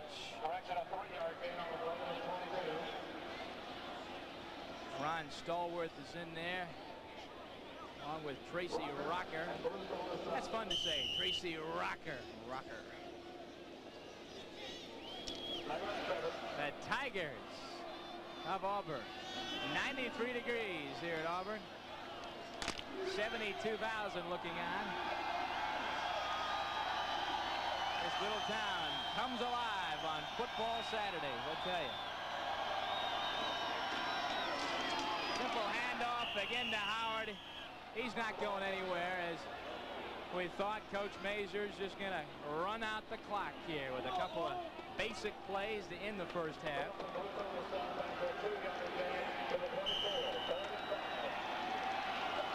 Volunteers had defeated New Mexico in game 1. They lost to Mississippi State in game 2. They averaged 22 points in those ball games. So far today, nothing to show at all on the board. It's Auburn 10, Tennessee nothing. We'll have more from Auburn in a moment. We're back at beautiful Jordan-Hare Stadium, named for Chuck Jordan, of course. Auburn's winningest coach with 176 victories, and Dean Cliff Hare, who played in Auburn's very first football team and served as faculty athletic chairman for a long, long time. Some 72,000 seats here, and you see some of the construction underway on the far side, putting up a whole new upper deck that will expand the capacity here to more than 85,000 and will include some 69 of those palatial sky boxes, the kind of places Lynn Swan likes to watch his football from, right? Well, if I'm going to watch a football game these days and I'm not going to work like today, yes, I'd like to be in a palatial sky box, maybe something like Georgia Frontier's 2-story box over at Anaheim Stadium. One of those owned by U.S. Steel or Heinz Corporation in Pittsburgh. Sure, one of those big corporate types, but this should be ready for next year, as I understand it. $15 million, isn't it a $15 million project? $15 million project, 13,000 new seats. And if you didn't think college football was big-time business, well, you're mistaken. They need those extra seats here. And I think there's a move here in Auburn also to have many of the games they play, especially the one against Alabama, to be a home and away situation and bring that game down here. You get a definite home field advantage when they play the Crimson Tide. Unquestionably their chief rival. That was Jeff Berger, quarterback for Auburn, who really excited about this year. A chance to get out there, throw the ball. He is the man, the #1 quarterback for the Tigers this year. Last year he was caught in a situation. They had 3 different guys all trying to angle their way towards that top spot. This year they said, Jeff, the job is yours. We're going to throw the peachy for Berger and the Tigers. Right now it's Chris Knapp going to kick it off for Auburn. Back to receive at the goal line. That is Anthony Miller, number 7. 10-0 Auburn as we begin the second half from Auburn, Alabama. Short kick. Ball's out of bounds at about the 23-yard line. Thomas Woods, number 5, had been back there returning them and also returning punts. He had a problem fumbling one in the first half. He was replaced at the last punting return situation. And, of course, I told you that he did have a little problem with the knee prior to this ball game. Now we see the speedster, number 7, Anthony Miller, back returning kickoffs. So we will try it once again. The 38th meeting between Tennessee and Auburn. It all began November 10th, 1900. What were you doing then? What were my grandparents doing? I'm making sure they were around. Let's go, Hendricks! Auburn, by the way, won that game 23-0. Jeff Francis out of Mount Prospect, Illinois.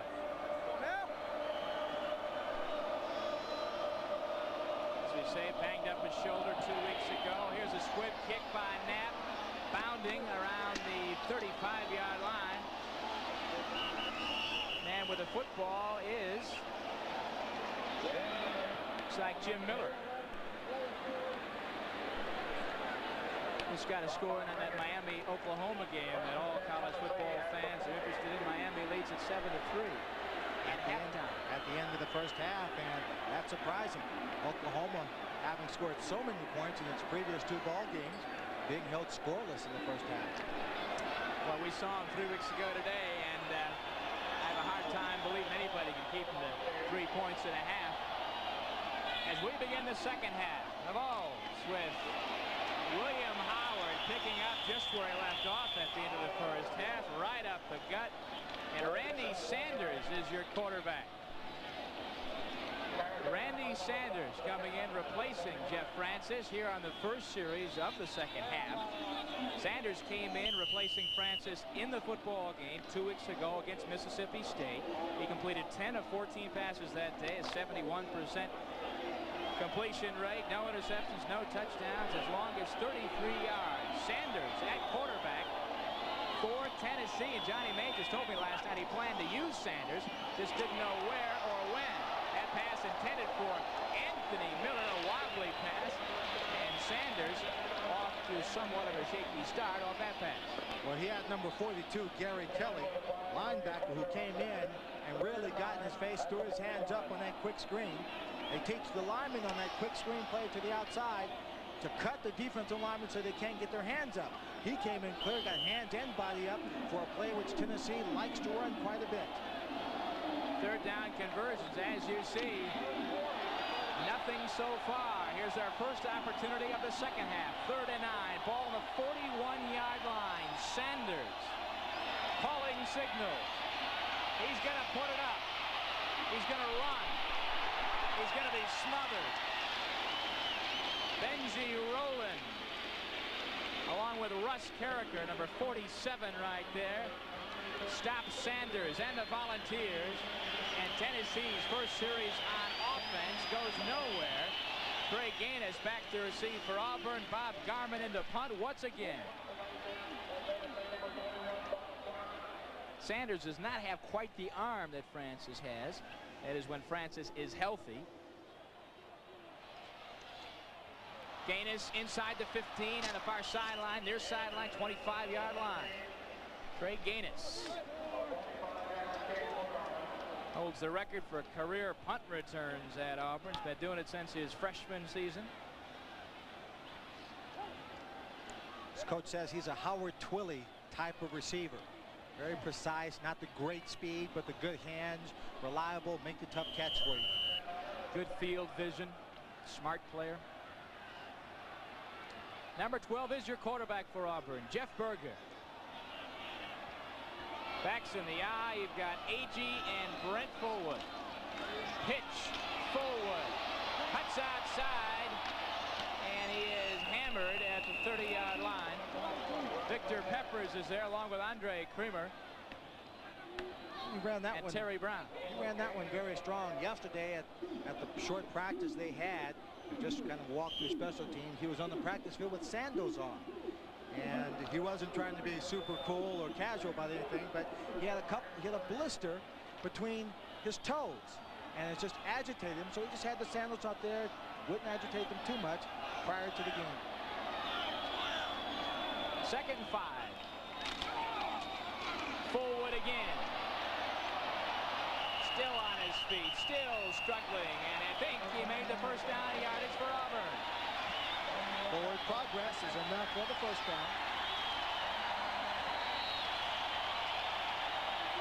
Take a look from our end zone camera. Look at the offensive line. They push everybody down to the right there of the screen. Big hole for him right there. And wait for the secondary to come up and make the stop. Will Peppers following him down. Small but mighty. Fullwood averaging more than 7 yards a carry so far this afternoon. 8 carries, 59 yards. And there he is again. Slashing across the right side for a couple more yards for Auburn. Fullwood suffered a groin pull early last week. Kind of hampered him a little bit. But looks to be full speed today.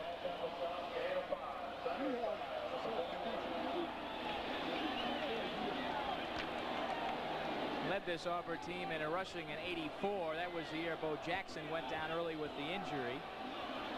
Last year was the number 2 rusher on this football team. That's Tommy Agee.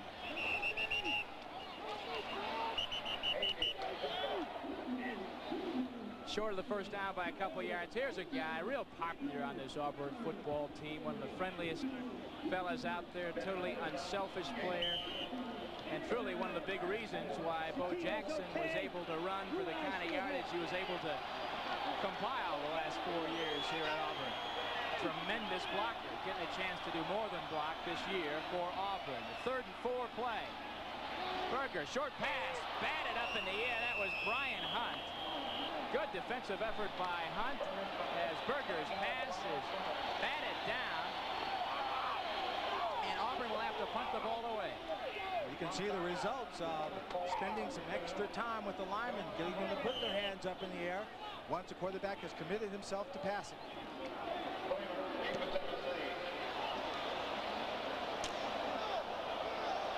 Bounding down to about the 12-yard line, that is Andre Creamer. Gets up to about the 14-yard line. Long kick, 46 yards. Turn of 2. Tennessee on offense when we come back. Listen to the heartbeat of America. Listen to the heartbeat of America. Listen to the heartbeat of America. Listen to the heartbeat of America. Oh yeah. It's the rhythm on the road. It's the pulse on the street. Pulse on the street. City and town, a magic sound. Feel the heartbeat of America. Chevrolet. That's today, Chevrolet. Ooh, the heartbeat of America. Chevrolet. That's today's Chevrolet. NFL personnel directors have no problems finding their way to Knoxville, Tennessee. Beginning with Anthony Hancock in '82, UT's produced 5 consecutive first-round picks. A year later, it was Willie Gault, who now stars for Chicago. '84, St. Louis picks Clyde Duncan. Then in '85, Alvin Toll, selected by the New Orleans Saints. Then last year, All-American receiver Tim McGee goes to the Cincinnati Bengals.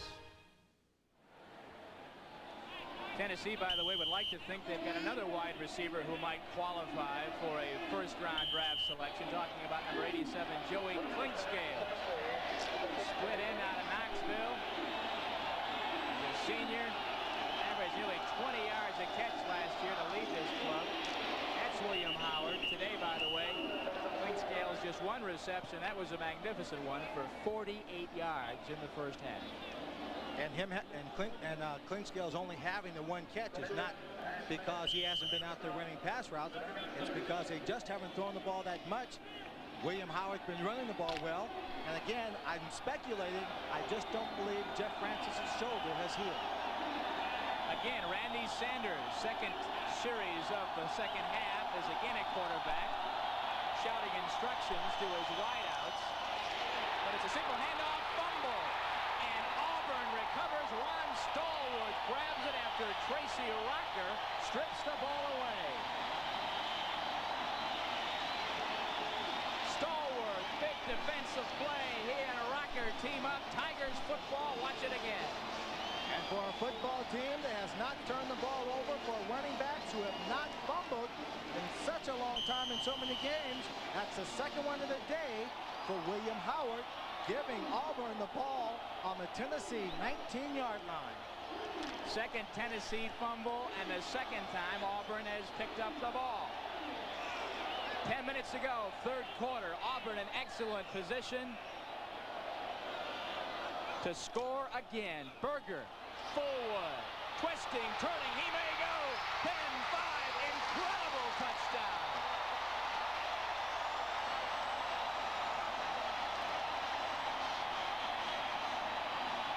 You talk about your second effort. You talk about strength, determination, and will to succeed. You saw it all right there. Number 22. Forward. Great play. He just takes it on a straight dive play up the middle. He's got a hole really to the inside. He went to the outside instead, spun off, and that leap put him into the highlight film. 19 yards scamper for touchdown. On the field, that is Brian Hunt, the middle guard for Tennessee. Fullwood has Auburn out in front, 16-0 with 10 minutes to go in the third quarter. We're not a company, but no company has more pride in what they do, or more pride in how well they do it. We offer you a meaningful and fulfilling future, one that goes far beyond the ordinary, one that brings with it the respect and admiration of Americans everywhere. We're not a company, we're your country. We're the Air Force, the Marines, the Army, the Navy. We're the Armed Forces. It's a great place to start. Who says you can't have 100% imported hops and a less filling beer? Old world aging and a less filling beer. Smooth super premium taste and a less filling beer. Michelob Light, the best of both worlds. Michelob Light, oh yes you can. Have it all.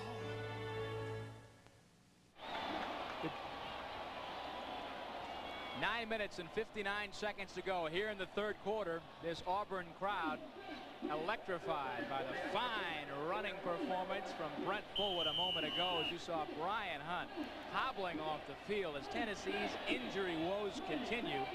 Chris Knapp is on for the extra point. It is good.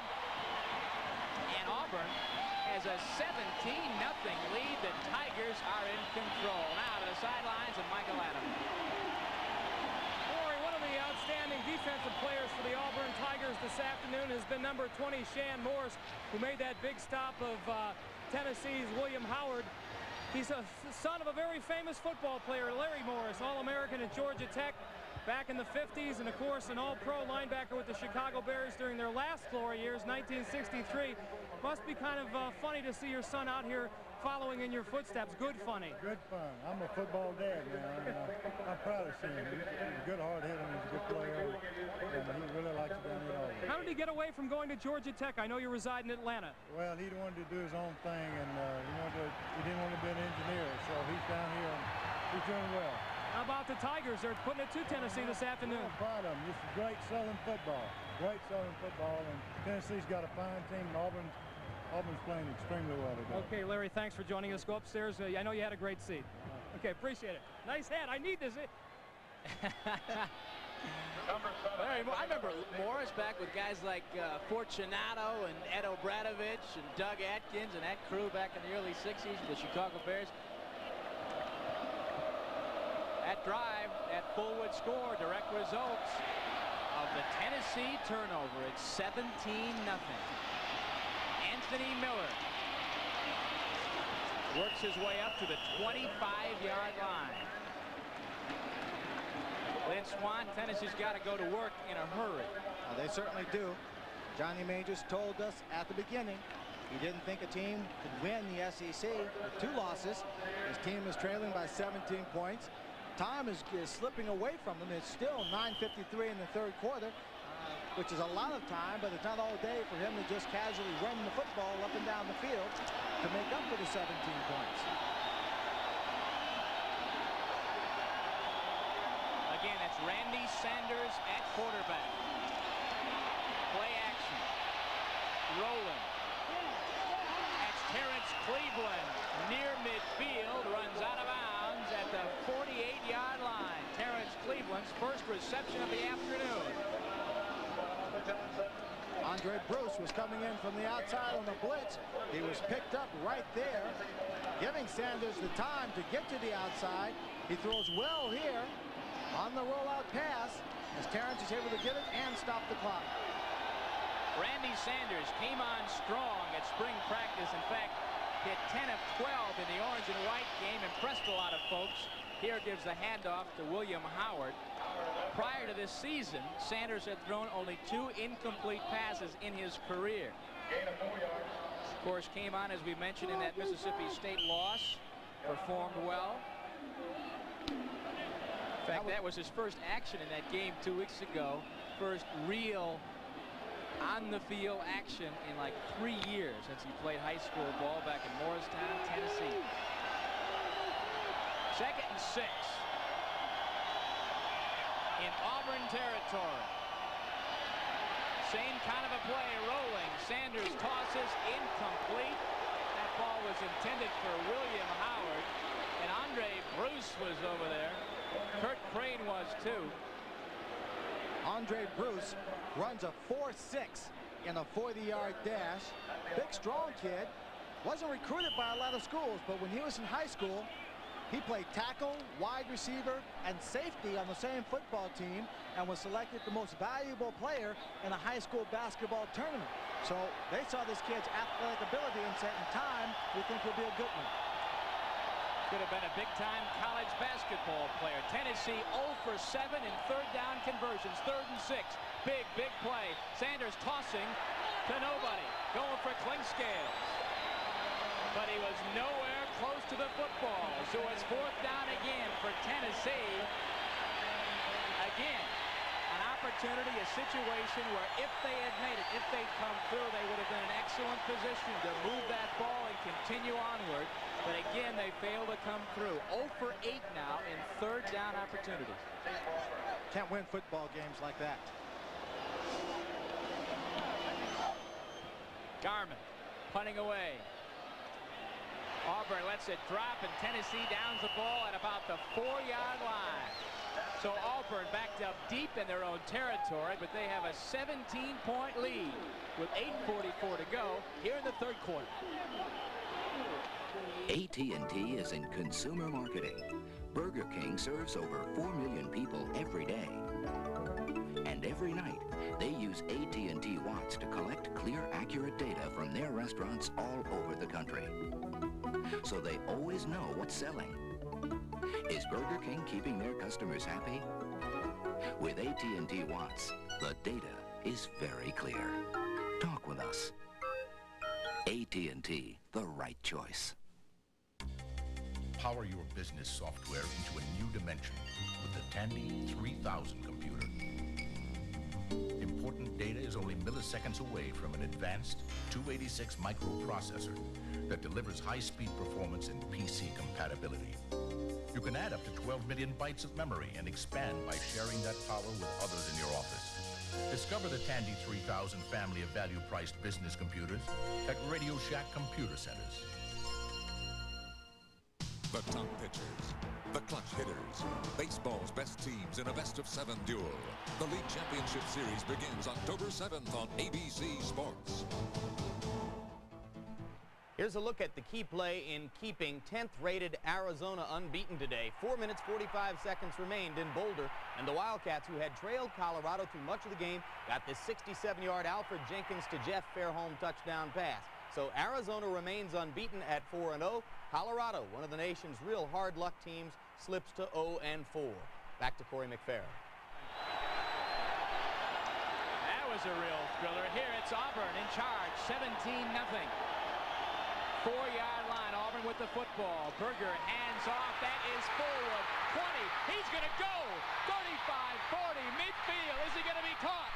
30, 25. Brent Forward brought down to the 9-yard line by Terry McDaniel. Wow. 86 yards. Forward from his own 4 brings it down to the 10-yard line of Tennessee.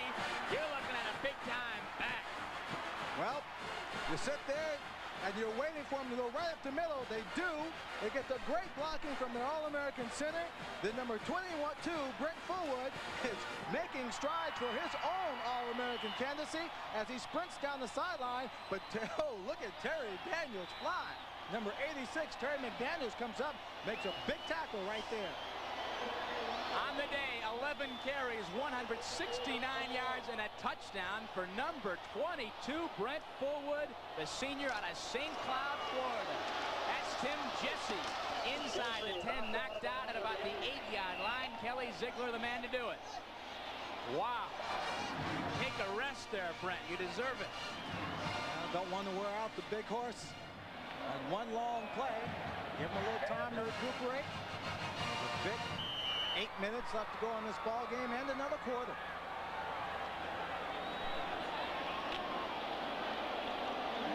Brent Fullwood. The Fullwood watch is on. 2nd and 9. Big Reggie Ware pounding inside the 5-yard line. That was the longest run, incidentally, of Fullwood's career. His previous long, 70 yards last year. So in 3 plays, the Auburn Tigers offense takes a ball from within their own 5-yard line, goes down, and now it rests on the 5-yard line of Tennessee. I'll tell you, that's the ticket. yeah, that's it. Yeah, just get somebody to run 85 yards. That's all you have to do. I tell you, Johnny, you're out of mind just shaking your head right now because you're up against a real solid offensive line there. How many times are you going to see a player, and I'll tell you not often, that's going to get an inside handoff and go to the middle of his offensive line for 86 yards, or officially 85 yards. I'll tell you what, though, we should still make sure we give credit to those guys on that line, like Ben Tamburello and Stacy Searles, an all-conference player as well. And okay, don't forget again, the Fighting Irish, the Crimson Tide, a week from today, right here on ABC. Notre Dame leading over Purdue, 27-0. Bama is off today, resting up for the Irish. I would think they might have a coach or two at that game today, taking in the Irish. Sitting somewhere in the crowd. Exactly. Taking notes. You're talking about that offensive line of Auburn. Jim Thompson, Vincent Jones, Ben Tamburello, Jan Cowart, and Stacy Searles, the right tackle. All those people in the front line have really handled the defensive front line of Tennessee. They must have been thinking, boy, this is going to have to be a long, hot drive from the 5-yard line, pounding it out yard by yard. All of a sudden, Brent Fullwood pulls a a rabbit out of his pocket, 85 yards. He said, okay, we like it, we like it. No kidding. 3rd and 5. Reggie Ware in the backfield. Burger's going to throw it. No, it's caught. Trey Gaines, remarkable grab. Terry McDaniel supplied the coverage. The ball was loose. And Gaines, as we mentioned earlier, a fellow who has tremendous hands, great vision, a smart player, had the presence of mind to keep after it and grab the football. And let us also say courageous as he catches a pass, and the crowd here knows he's going to be hit, yet he still makes a tough catch, and the ball is between the 1-yard line and the goal line. And Pat Dye is going to go for it. 4th and goal inside the 1. Ware, Fullwood, and Agee. It's Ware up in the air.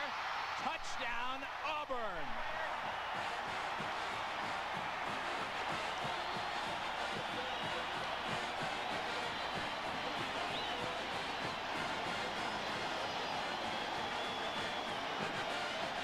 Reggie Ware's 2nd touchdown of the day on the 4th and inches play, and Auburn has a 23-0 lead, and the route is on. Knapp puts it up.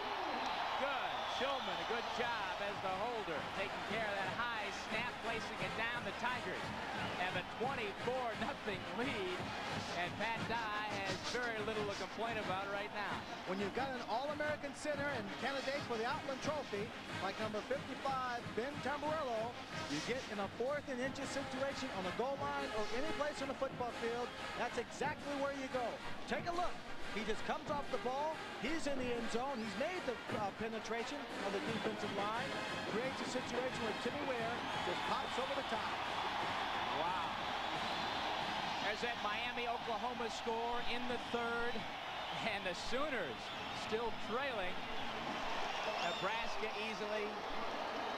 Michigan winning. Of course, that USC-Washington game, Lynn, I know you'll be watching that one. Yeah, I'm pulling for USC to win. This is a real big ball game for them.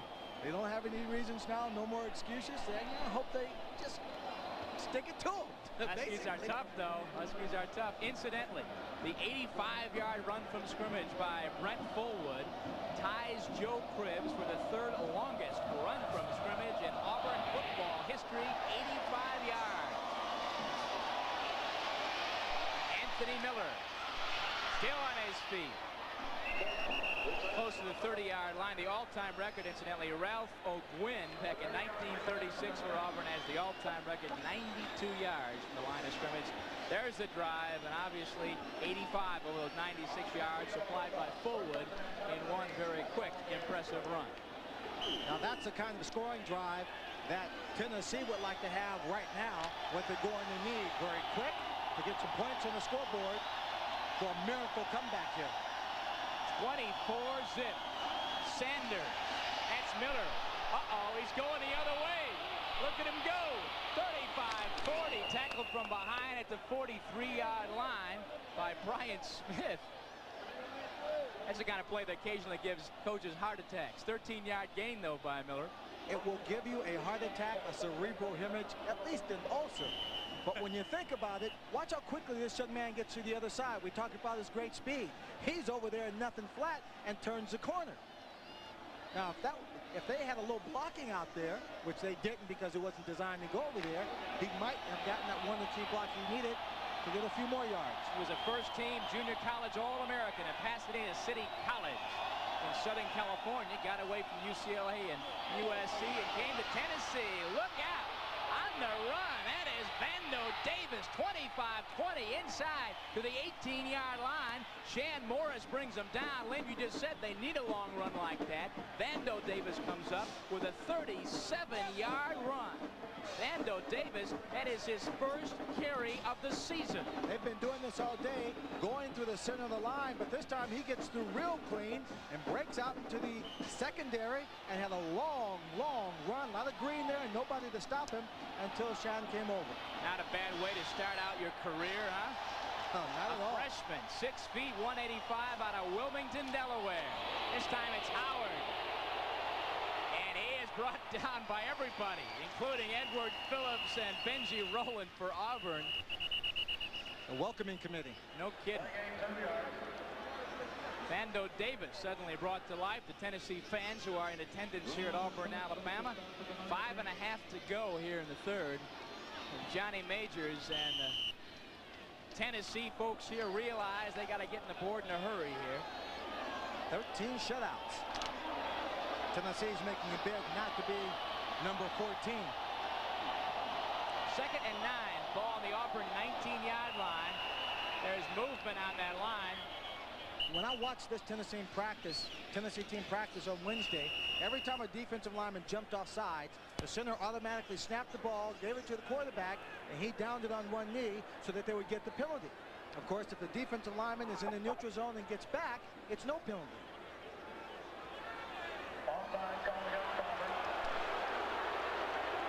It's the first case.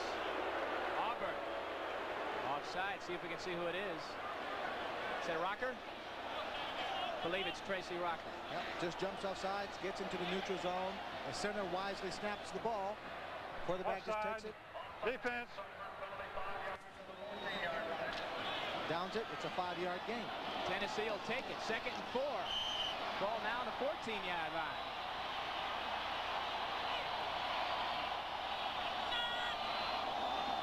It's an audible. Wilson in the backfield. Along with Vando Davis, he is tripped up in a hurry. Gets back to the line of scrimmage, maybe. One of the objectives in this ball game, Corey, was for the Auburn defense to disguise their defensive coverage and alignment, make Tennessee think one thing, and then audible to something else that they were prepared for. It's been working throughout the afternoon. They've been audibling quite a bit, but every time they audible, they haven't come up with the play with the big game. 3rd and 4.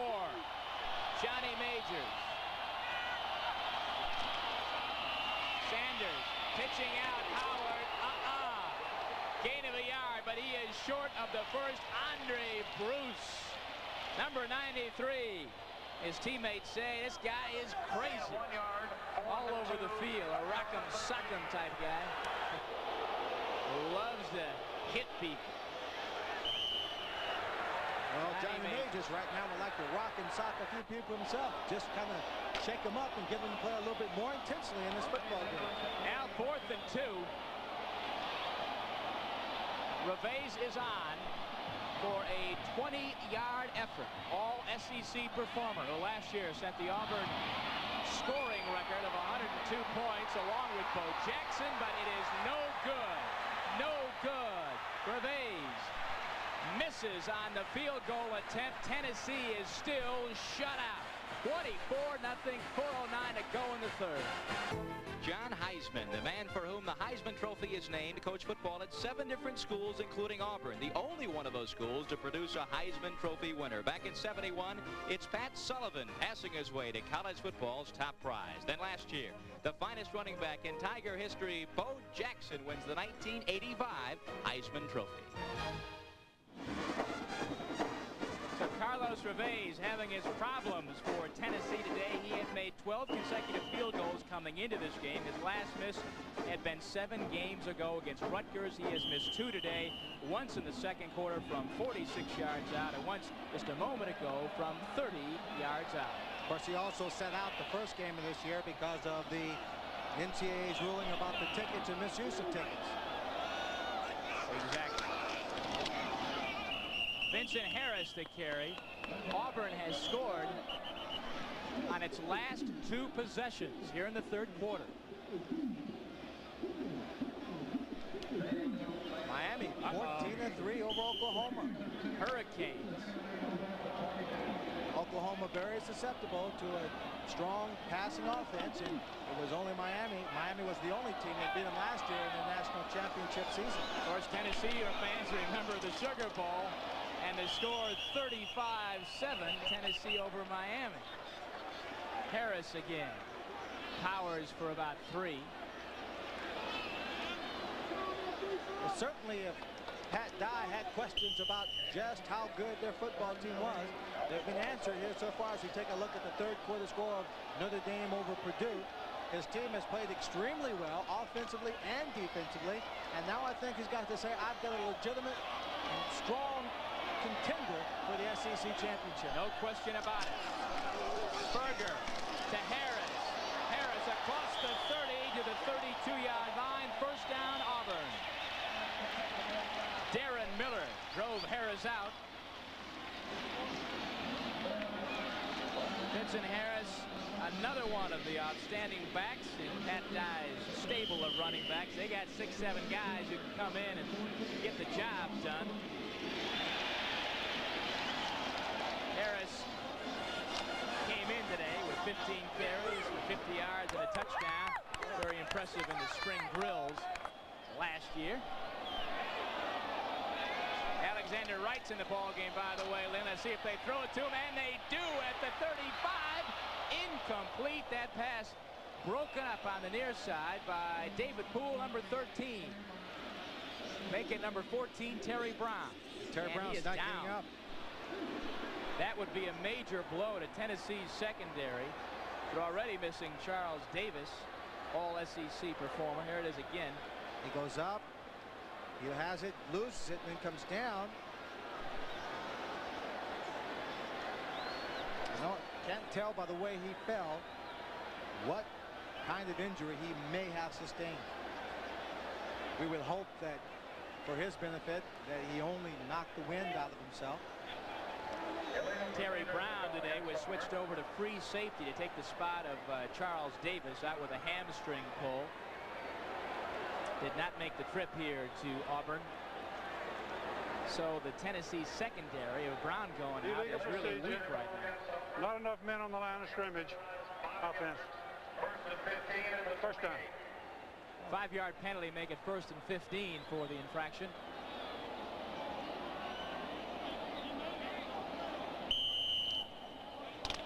We won't be going anywhere too soon. The player's still hurt. That's a pretty impressive list, isn't it? Jackson, Brooks, Cribs, and Cribs. I'd like to get those guys in my backfield. I'd take them.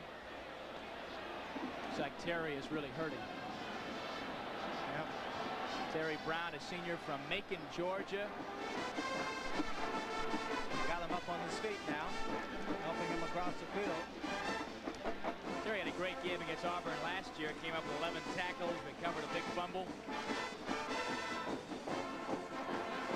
That game in Knoxville, it shut down Auburn's title hopes. Really was the beginning of that. Now the Auburn band is happy. A little something to play about. Sure, why not?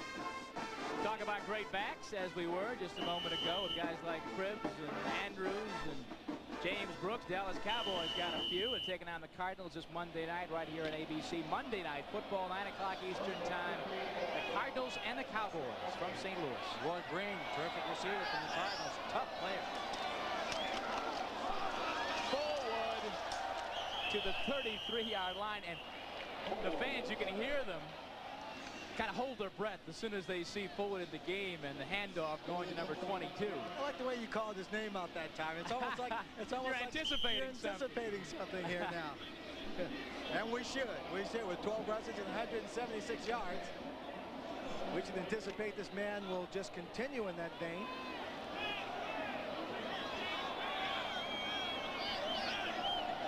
Second and 10.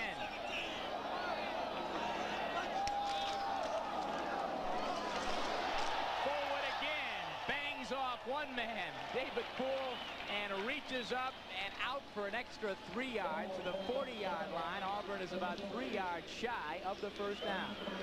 They're taking advantage of the speed of the Tennessee defensive line. He hits that hole. Brent Fullwood makes it look like he's going to go to the left and inside, then puts on a little cut, moves to the outside, and he's running away from everyone. Fullwood in the eye. The pitch to Fullwood. He's not going to make it this time. Ziegler and Peppers to make the stop for Tennessee. And Auburn will have to punt it away.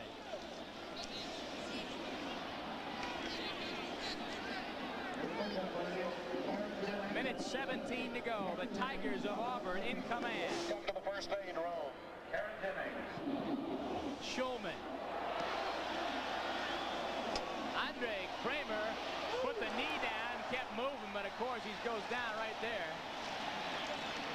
The Auburn players and their fans are pumped up, and so is this man, Pat Dye. Another coach in the SEC who had his roots down in Alabama. He coached alongside the great Paul Bear Bryant, as did Ken Donahue, the defensive coordinator for the Tennessee Volunteers. I asked Pat about Ken yesterday. He said, oh, that wily old fox will come up to something to goof us up tomorrow. Ken's tall, thin, stays in great shape, runs the stairs with his players on occasion. Miller in motion. Sanders gives it to Miller. And the end around. Miller up close to the 30-yard line. Kevin Porter forced him out there. Johnny Major said we've got to create some opportunities for this young man, Anthony Miller, to get his hands on the ball, to carry it, because he is so talented and so good. I think that's what you're seeing here right now. Now, he has great control over his speed and ability. Now, I saw him in practice. He made some great pro moves in his pass routes. He picks his moments to turn on that speed. He just doesn't misuse it. Just 37 seconds to go here in the third quarter. The Tigers trying to go 3-0 overall and 1-0 in the SEC.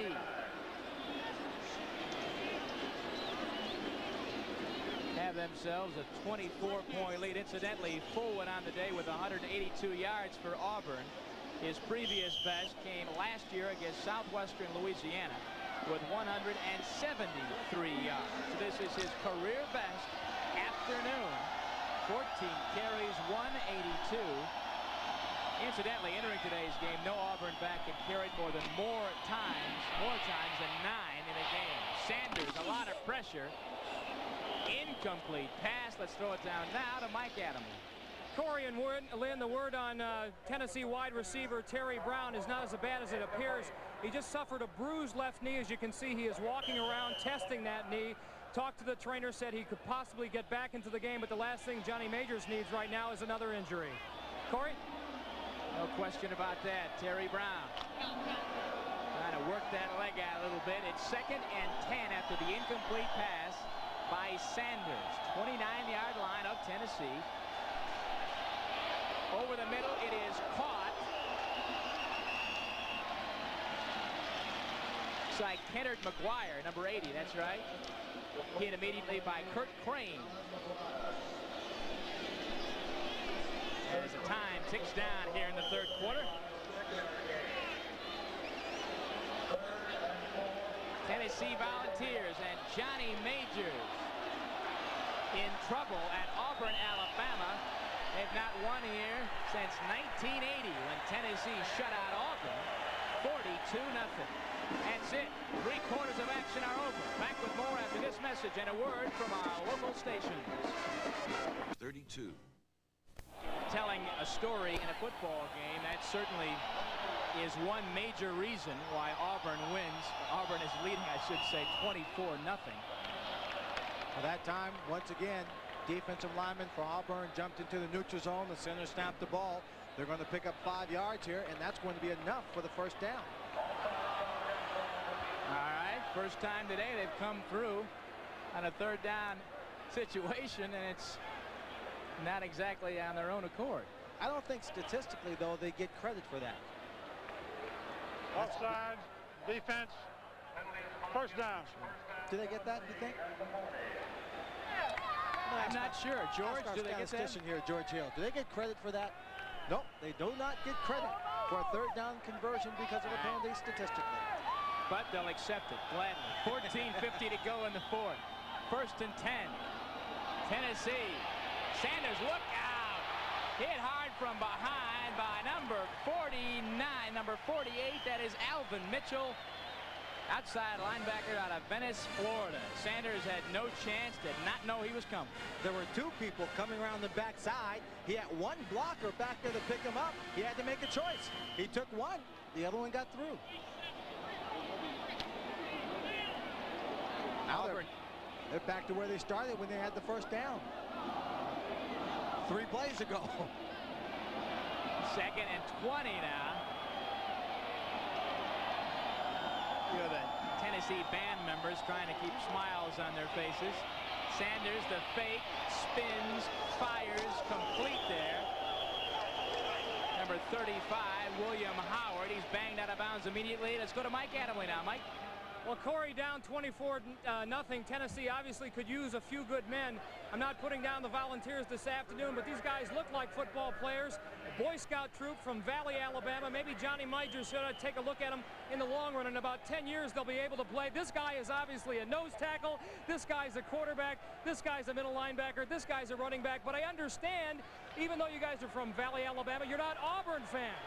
No, I'm Alabama. You like Alabama, huh? Mm-hmm. How come? I just like when they win it all the time. Okay, let's go back to the game. Enjoy yourself. Thanks for coming down. 3rd and 17. Sanders being chased. Throws on the run.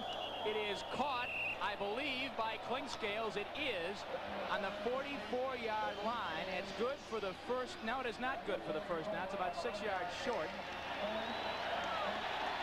Good catch again by Klingscales, Glenn, though. Yeah, they were talking to get away from the actual play.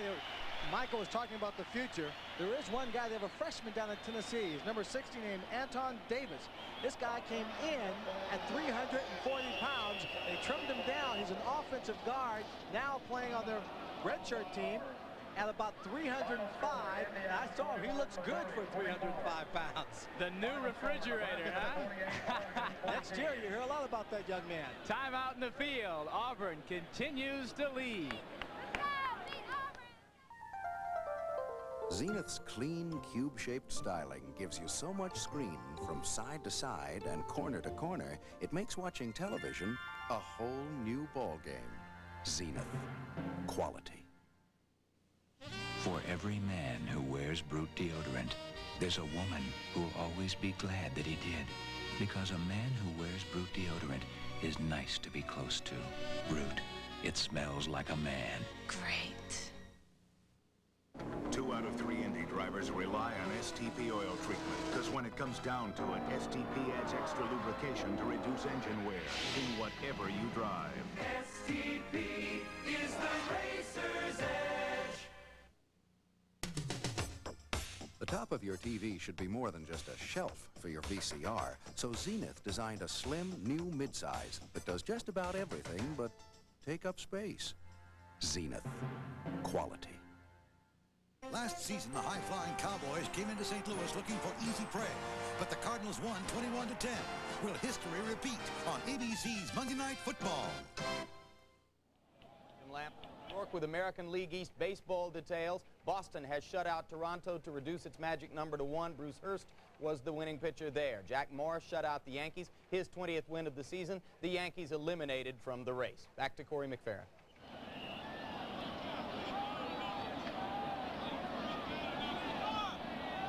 With just over 13 minutes remaining in the contest. Bob Garman to punt. Trey Gaines back to receive. Trey is calling for a fair catch at the 13-yard line. Check out a few other scores from around the country. Miami. Wow. Vinny Testaverde, another touchdown pass, we understand. It's 21-3 in the 3rd quarter. Number 5, Michigan. Tough ball game, but they pull it out. Notre Dame, the team you will see next week, winning today. Penn State over East Carolina, the club that Auburn took care of 45-0 last week. Score here, 24-0. A Chris Knapp field goal in the 1st quarter. Reggie Ware from 1 yard out in the 2nd. Brent Fullwood, 19-yard scamper in the 3rd. And another Reggie Ware touchdown from short yardage after that 85-yard run by Brent Fullwood. This is James Joseph, freshman from Phoenix City, Alabama. You have high hopes for him. Pat Dye played his football at the University of Georgia. Pretty good player, too. 2-time All-SEC guard. He was the most valuable lineman in the conference back in 1960. Played in the same team with Fran Tarkenton, as a matter of fact. Co-captain. 2nd and 7 for Auburn. That's Gaines in motion.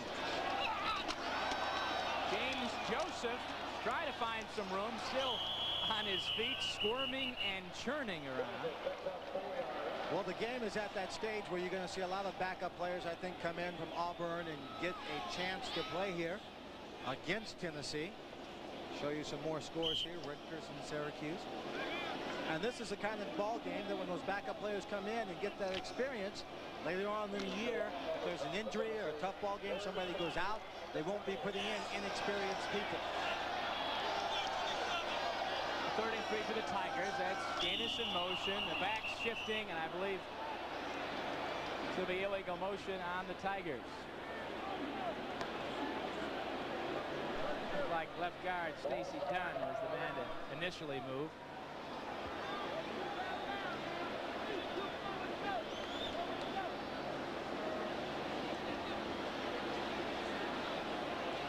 Listen in. Dead ball. False start. Offense. You know, and one of the things that several of the Auburn players told me about that has brought them very close together this year is the extraordinary hard work they did in the offseason. Pat Dye had these players come in for 6 weeks over the winter, and they performed Monday, Wednesday, and Friday at 6 a.m. in the morning. Strenuous training situations. This summer, they put in 4 workouts a day. James Joseph barreling across the 20. And they feel like that extra sacrifice, the things that they did this year, they didn't do last year, has brought them closer together. Pat Dye says it's the hardest he's ever worked a football team ever. And they feel like it's going to make them a better football team, not only in terms of being in condition in the fourth quarter, but just being close as a team. I think that kind of work would bring a team much closer. And I would have to believe if he had 4 workouts a day, some of those were just conditioning workouts in the weight room. That's a little misleading. Yeah, but that kind of thing. But those are the kind of programs that are going to help kids who are smaller build up, get a lot more size, and feel much more confident in their own abilities physically when they hit the football field. In fact, Pat Dye even went back to 2-a-day workouts in that week off they had between the UTC game and the East Carolina game. Andre Kramer, he leaps up in the air, hit hard, and still on his feet, goes out of bounds. That man just would not go down, hit about 3 times.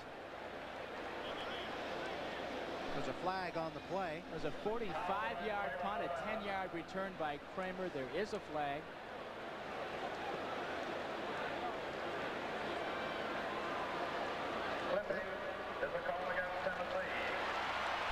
Flipping against the ball.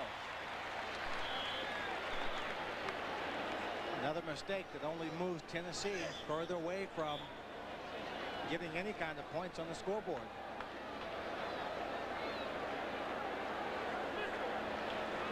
So, Tennessee, we'll see if they can't get something cranked up here. Flipping. 10 minutes and 44 seconds to go in the ball game. I don't know. What are you gonna do? I don't know. I'd go to college. Me too. If I had the money. Yeah. So what are you gonna do? I don't know. What are you gonna do? You don't want those fries. What are you going to do, Jack? Eat your way to college? Really? I'm going to college on the new GI Bill. You serve full-time in the armed forces or part-time in the reserves, and you earn a lot of money for tuition. The new GI Bill. Are you using that pickle? Now for young men and women in the armed forces. It's a great place to start. See your local recruiter.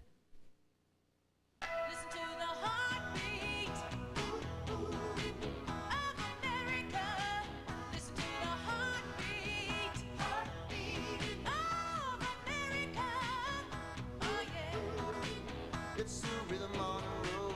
It's the pulse on the street. City and town, a magic sound. Feel the heartbeat of America. Chevrolet. That's today, Chevrolet.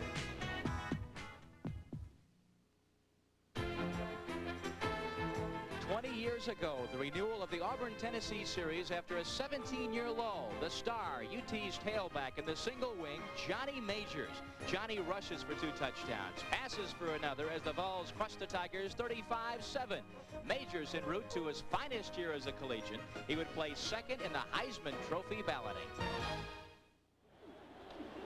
And the man who won the Heisman back in '56, of course, Paul Hornung, who played his football at Notre Dame. Johnny Majors.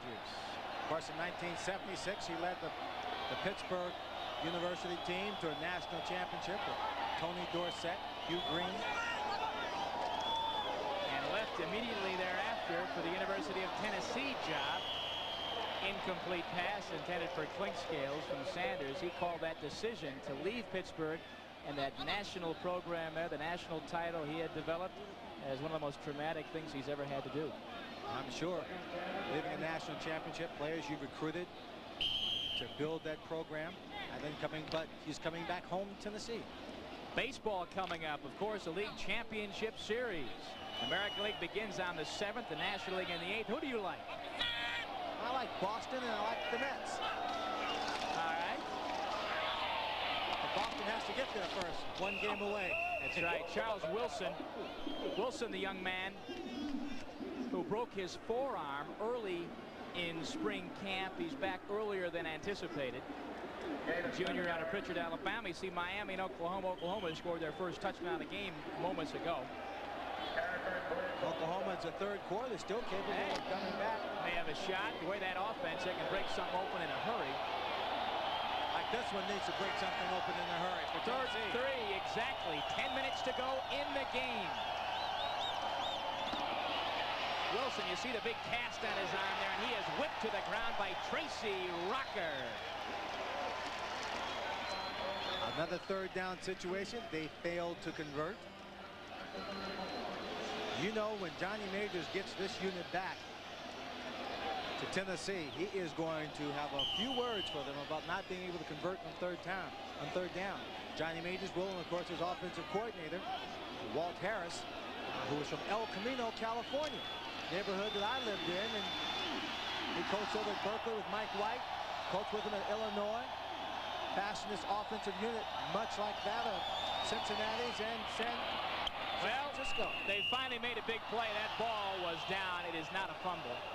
Howard comes through up to the 40-yard line on the 4th down play. The first time Tennessee has made a 4th down situation. They had been 0 for 3 and 0 for 10 in the third down conversion department. So their first clutch opportunity they come through on today. That's right. That's during those stats you'll remember or trying. They would like to forget that they converted on 1 4th down opportunity and none of the third down opportunities.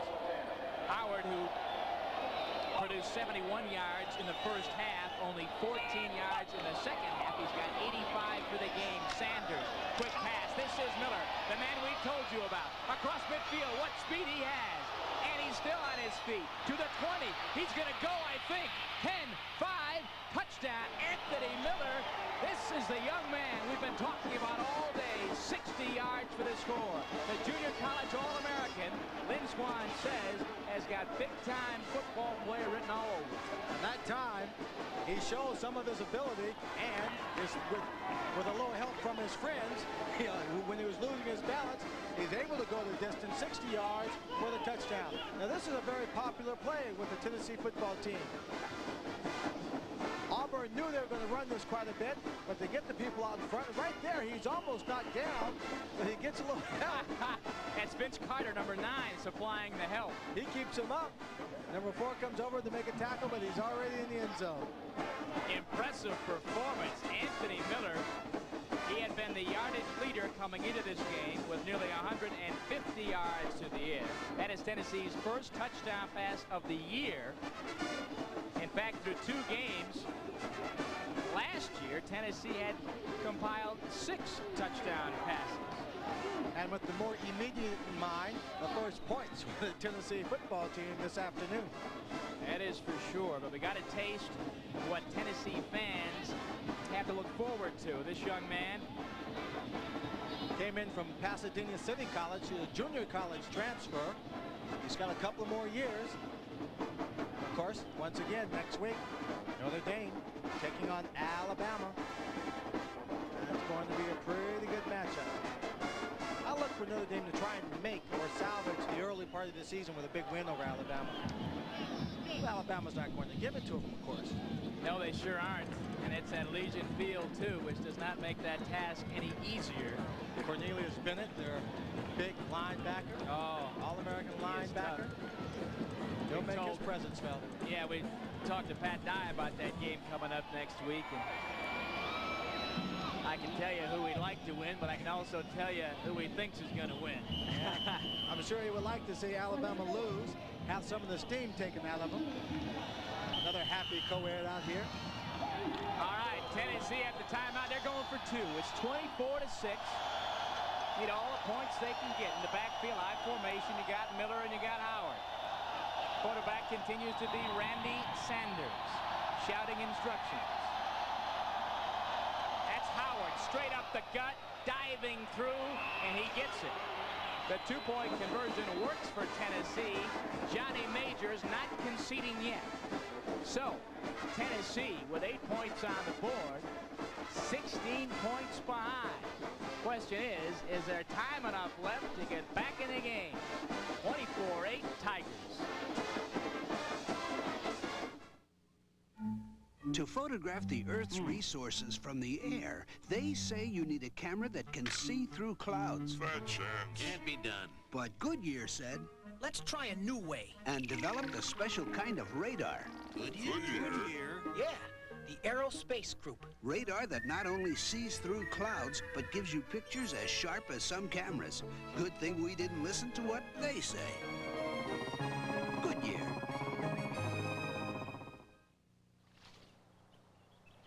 The way I see it, people used to know about nature, respected it. Then they figured they'd try to make it better. Take beer. Can you imagine why anyone would want to add anything artificial to something that just comes naturally from ingredients like grain, water, barley, hops? Neither can Coors.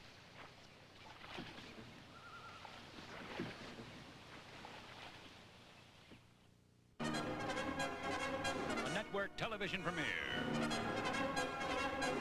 Raiders of the Lost Ark. Join the adventure Sunday. Tennessee Volunteer fans here at Auburn, Alabama have come alive a little bit with 8:37 to go. Anthony Miller and Randy Sanders hook up. Sanders' first touchdown toss. Miller's first touchdown reception. In fact, Tennessee's first TD reception of the year. It's an onside kick as we anticipated. Scramble is on. Who knows who's got it? The referee will tell us. It was very close. The kicker looked like he was trying to get in front of it. That's James Joseph with the football. And Auburn has got the ball in Tennessee territory, but Johnny Majors had no choice. They had to go for that. And what you like about sports and competitive people is that even though there's only 8 minutes or so to play in the ball game, they're down by 16 points. They went for 2 to make it 24-8, so that in theory they score twice, they score the conversion by 2, it's a tie ball game, and they can win. So you see Miami winning big now, 27-10 over Oklahoma. 4th touchdown pass for Vinny Testaverde. Got to be a great afternoon for him in the bid for a Heisman Trophy. Sensational outing.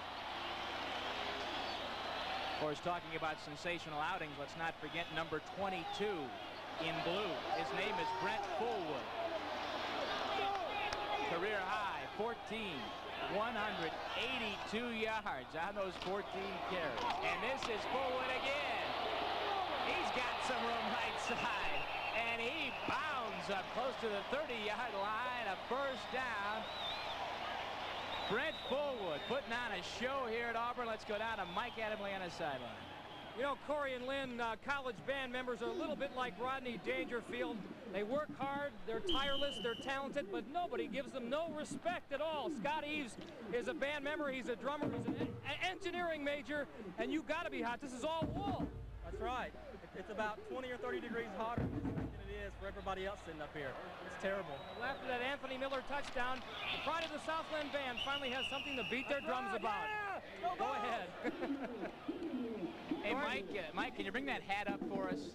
Oh, Larry Morris's hat? You got it. Absolutely. I think Lynn wants to wear that hat home tonight. 8 minutes and 10 seconds to go in the 4th quarter. Auburn with a football on the 27-yard line of Tennessee. Brent Fullwood, take a look at this. 15 rushes, 196 yards, just shy of that 200-yard mark. His career best.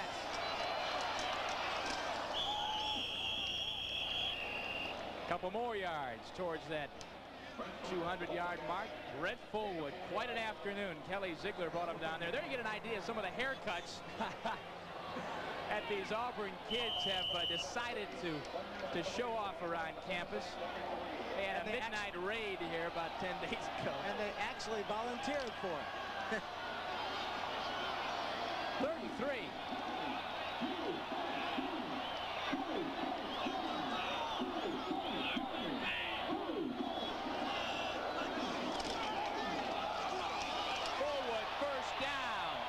To the 15-yard line. He is over 200 yards on the day. Victor Peppers stops him there, but Fullwood, nobody is really stopping him today.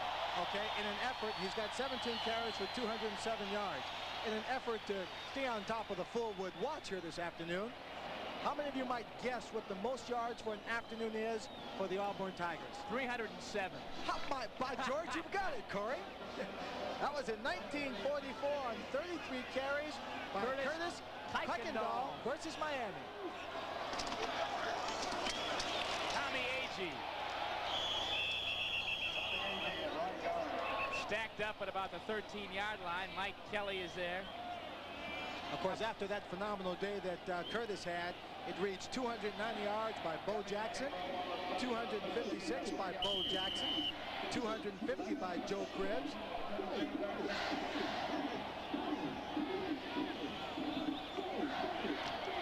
You know, you go a little further down that line, and some people might be surprised to see Tommy Agee's name up there among the top 8 or 9 performers of all time, single game yardage. 219 yards against Maryland back in '83. This time, Fullwood's going to lose a yard.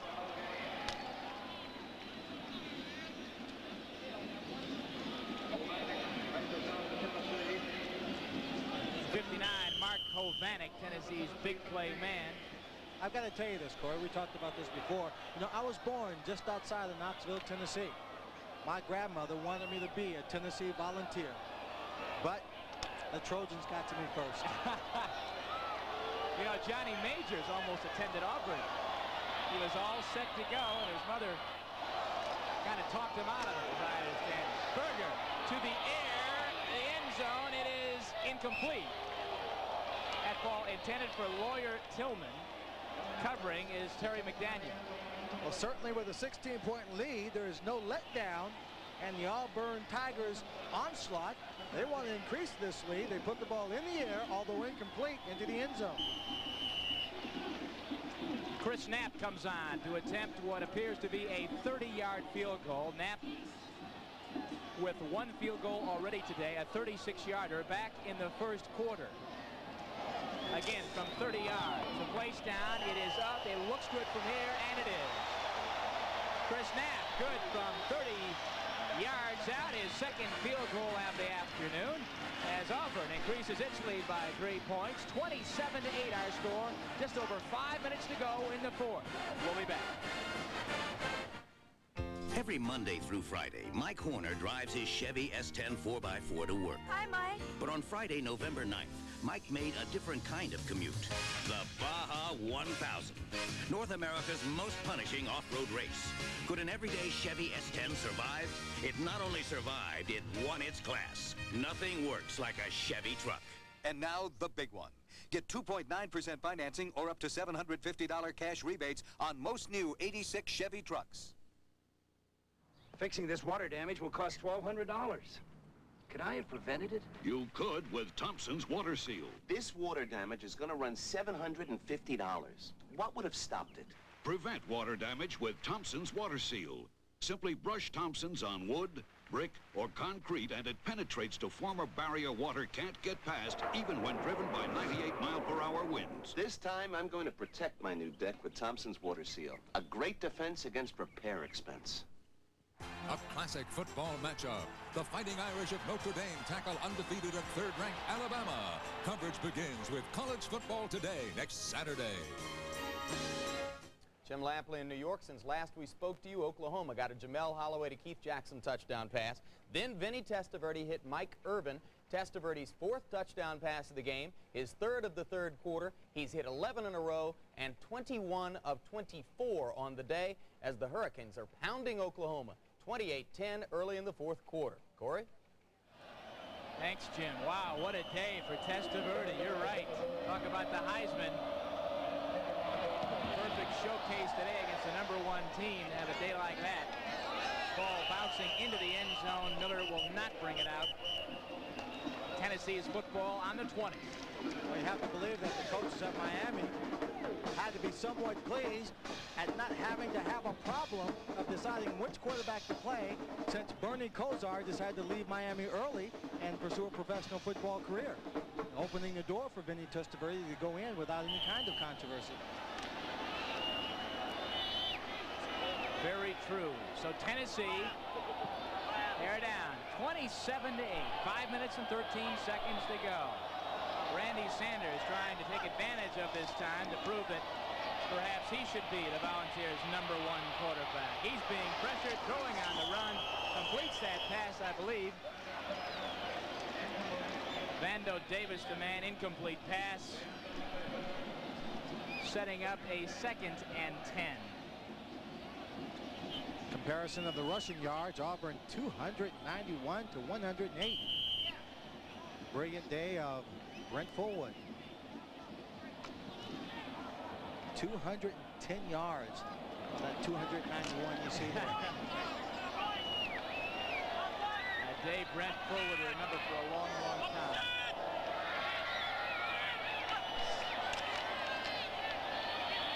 Sanders throwing. Is it caught? No. Ball intended there for Clinkscales on the near side. Clinkscales actually did break open on that play going to the outside. Sanders had to scramble a little bit, and then showing that he is a smart receiver. When he saw his QB scrambling, he came back to him, but still they weren't able to connect on the pass. You know, I asked Sanders if he thought the decision for him to be a starting quarterback, not just a guy to fill in, would be based on his ability to throw the football or his leadership. And he felt probably more on his leadership to get the job done. So as long as he could win a ball game, he didn't care how you won it, whether you threw the ball or whether you handed it off. 3rd and 10. Johnny Majors tells me both quarterbacks extremely smart, conscientious, hard-working, and a very difficult decision to choose between the two. Clinkscales again, the ball underthrown, sets up a 4th and 10 for Tennessee. Sanders thus far 6 of 13 for 116 yards and 1 touchdown.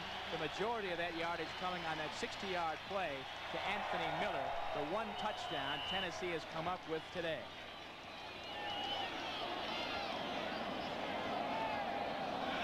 There's enough time on the clock where they really need a good punt. Almost blocked there to keep Auburn back. Gaines returns up to the 47-yard line. 41-yard punt. Return of 7 yards by Gaines. 4 minutes and 39 seconds to go. Take a look at what's transpired so far today. Chris Knapp, first quarter, connects on a 36-yard field goal. Reggie Ware, the designated short yardage runner from 1 yard out, makes it a 10-0 game. Then third quarter, Brent Fullwood, that brilliant 19-yard run for touchdown. Third quarter, Reggie Ware, another 1-yard run. And of course, the Anthony Miller 60-yard connection from Sanders makes it 24-8. Tennessee connecting on the 2-yard conversion. William Howard taking it over. That's James Joseph across midfield. He's rolling to the 37-yard line. James Joseph, a parade All-American last year in high school, finally forced out by Mike Whitehead. And from that run, you can see why the Auburn coaching staff is so high on this young man. Well, he just wants to call some attention to himself and say, don't forget me. I'm here and I'm capable. When I get the opportunity, I'll show you I can do the job. He gets out of bounds, stops the clock, says, I want to have enough time left to score in this ball game.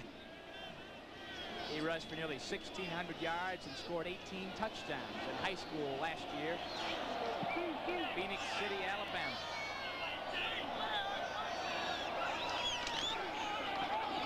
Joseph again reverses direction. Nice little move to avoid the tackler, but gets only a couple. Whitehead again, a tackler for Tennessee.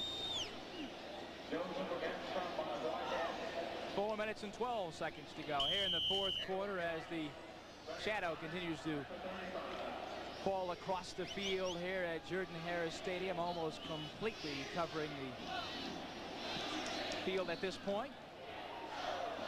The grounds crew does an excellent job on this field. It's immaculate. Yesterday they were out trimming just a little bit more of the grass to make it a fairly fast football field.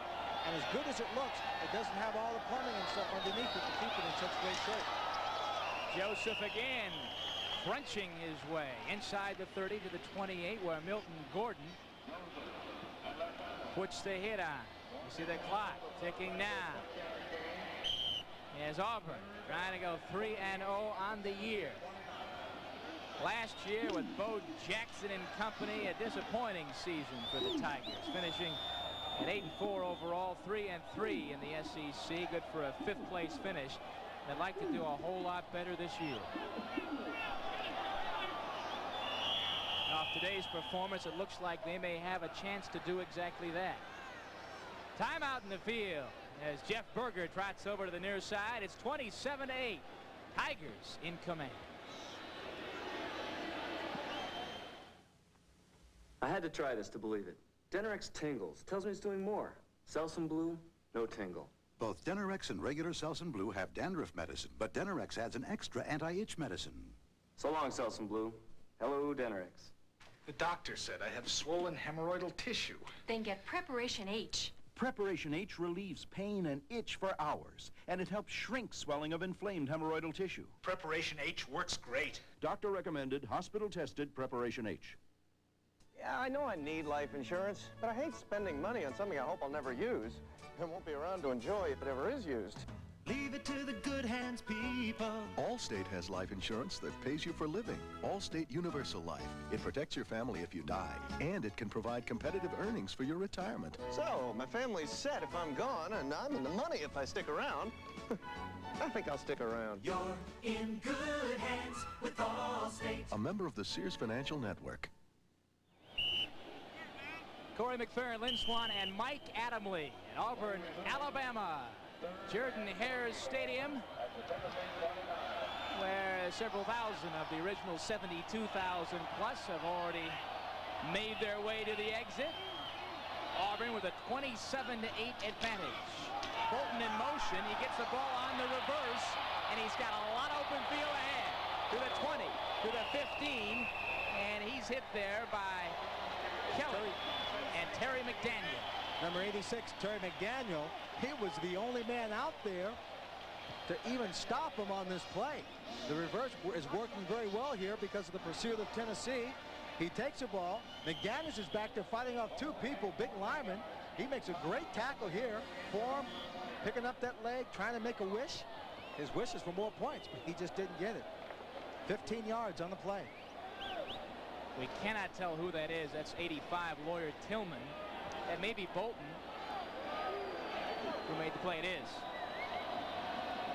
Scott Bolton, 6 foot, 185-pound junior out of Theodore, Alabama. The young man who made that big catch early in the game to set up the first touchdown by Reggie Ware.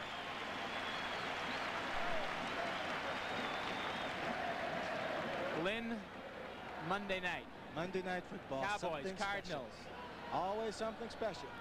Nighttime game, the lights, Dallas Cowboys. I mean, and the players, I mean, they say it's just another game, but it's not. They love it because everybody's watching. Yeah, they may say it's just another game, but it's not. If not for the good reasons, then for the negatives of the fact that they sit around all day and wait for a game that they don't normally have to wait for on a Sunday afternoon. Joseph gets the call. Stacked up immediately. 2:35 to go. As Auburn works it inside the 15-yard line, they may have a chance to put on a few more points before this day is out. 8th ranked team in America, the Auburn Tigers.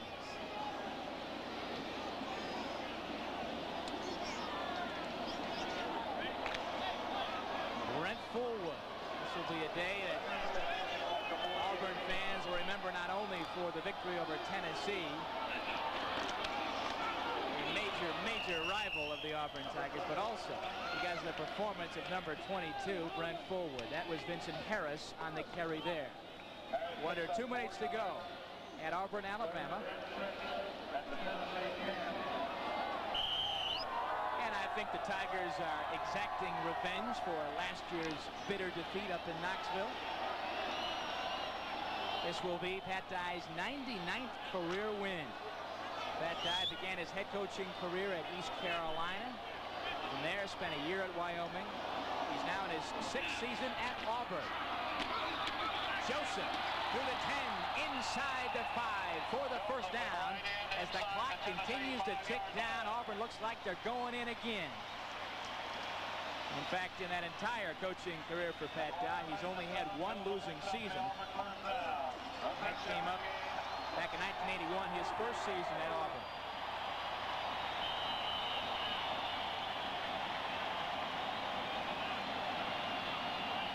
.105 to go. Auburn Tigers less than a minute away from kicking off their SEC command in the right fashion, at least the right fashion as far as Tiger fans are concerned. I'll go on next week to play Western Carolina right here. Vincent Harris again, not quite there. Auburn should get 1 more playoff. Well, I think if we're going to pick a Chevy player of the game, it's easy. When you look at the Auburn side, it's going to go to number 22, Brent Fullwood. No question about that. Terrific afternoon. Of course, when you look at the other side, a little more difficult. But we think that number 86, Terry McDaniels, the cornerback for the Tennessee Volunteers, is going to get the $1,000 scholarship from Chevrolet to go into the General Academic Fund of their universities. He's been all over the place, and here's a classy move from Pat Dye. Touchdown. What happened, I am not sure. It's Berger who simply dove over, and I'm a little confused what happened. It appeared as if Berger was stepping away from the line, but simply went down very low, waited, and simply said, what the heck, I'm going to try to sneak through. Nobody's tackling him at this point. Well, all he's trying to do is run out the clock and just use it up. He doesn't want to get hit, and everybody stood around.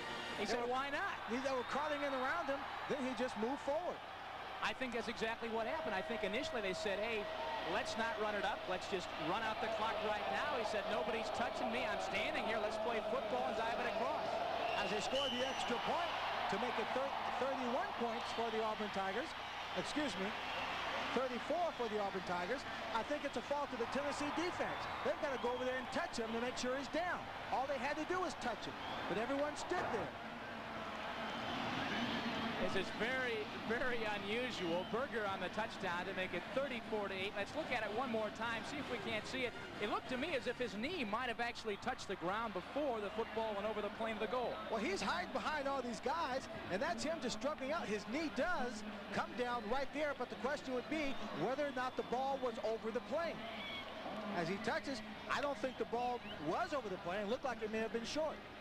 That's one of the most unusual plays I've seen in a long time. Oh, it's a lackadaisical play. Sure it is. It is because Tennessee just stood there and allowed him to back up and made no movement towards the quarterback to down him at all. And the only time you're ever going to see a play like that is when there's 10 seconds or left to go.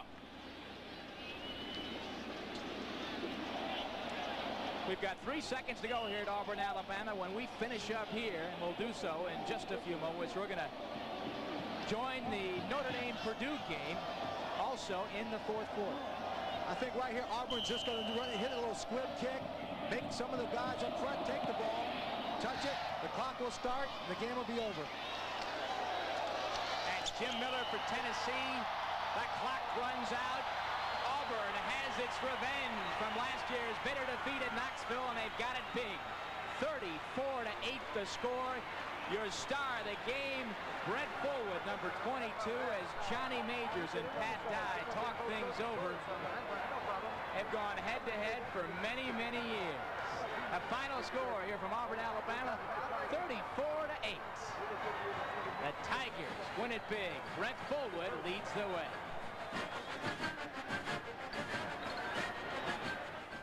Listen to the heartbeat of America. Listen to the heartbeat of America. Oh yeah. It's the rhythm on the road. It's the pulse on the street. City and town, a magic sound. Feel the heartbeat of America. Chevrolet. That's today, Chevrolet. Our Chevrolet players of the game. No question about it on the Auburn side, as Lynn mentioned a moment ago. Brent Fullwood for the day, 18 carries, 207 yards, and the touchdown for Tennessee. We're going to give it to number 86, Terry McDaniel. An outstanding day in the secondary. He was all over the field today. Fullwood and McDaniel are Chevrolet players of the game this afternoon. I think certainly Johnny Majors will go back. He'll look at his football team, try and get those people who are injured back into the game and improve and salvage the rest of the season. But for Pat Dye in Auburn, with a score of 34-8 here in Auburn, Alabama, he has a real football team on his hands, one that's going to contend strongly for the SEC championship. And I think he's just going to go back and say, okay, guys, we've got it. Let's improve upon it. We have to get better and better as each game progresses so that we're ready for the big games against Alabama, which looms in the future. When we started this telecast, we mentioned Auburn's efforts this year to mount a passing attack. We saw a little bit of that in the first half, but of course, once they got that lead, there was no need really to push that pass too much. But Auburn does have that capability, which makes them a more dangerous football team this year overall. The Auburn coaching staff very pleased with that and pleased with the progress of Pat Sullivan and the quarterback Jeff Berger. The Auburn Tigers are for real. The 8th best team in the nation. An easy winner today, 34-8. They come, 7th.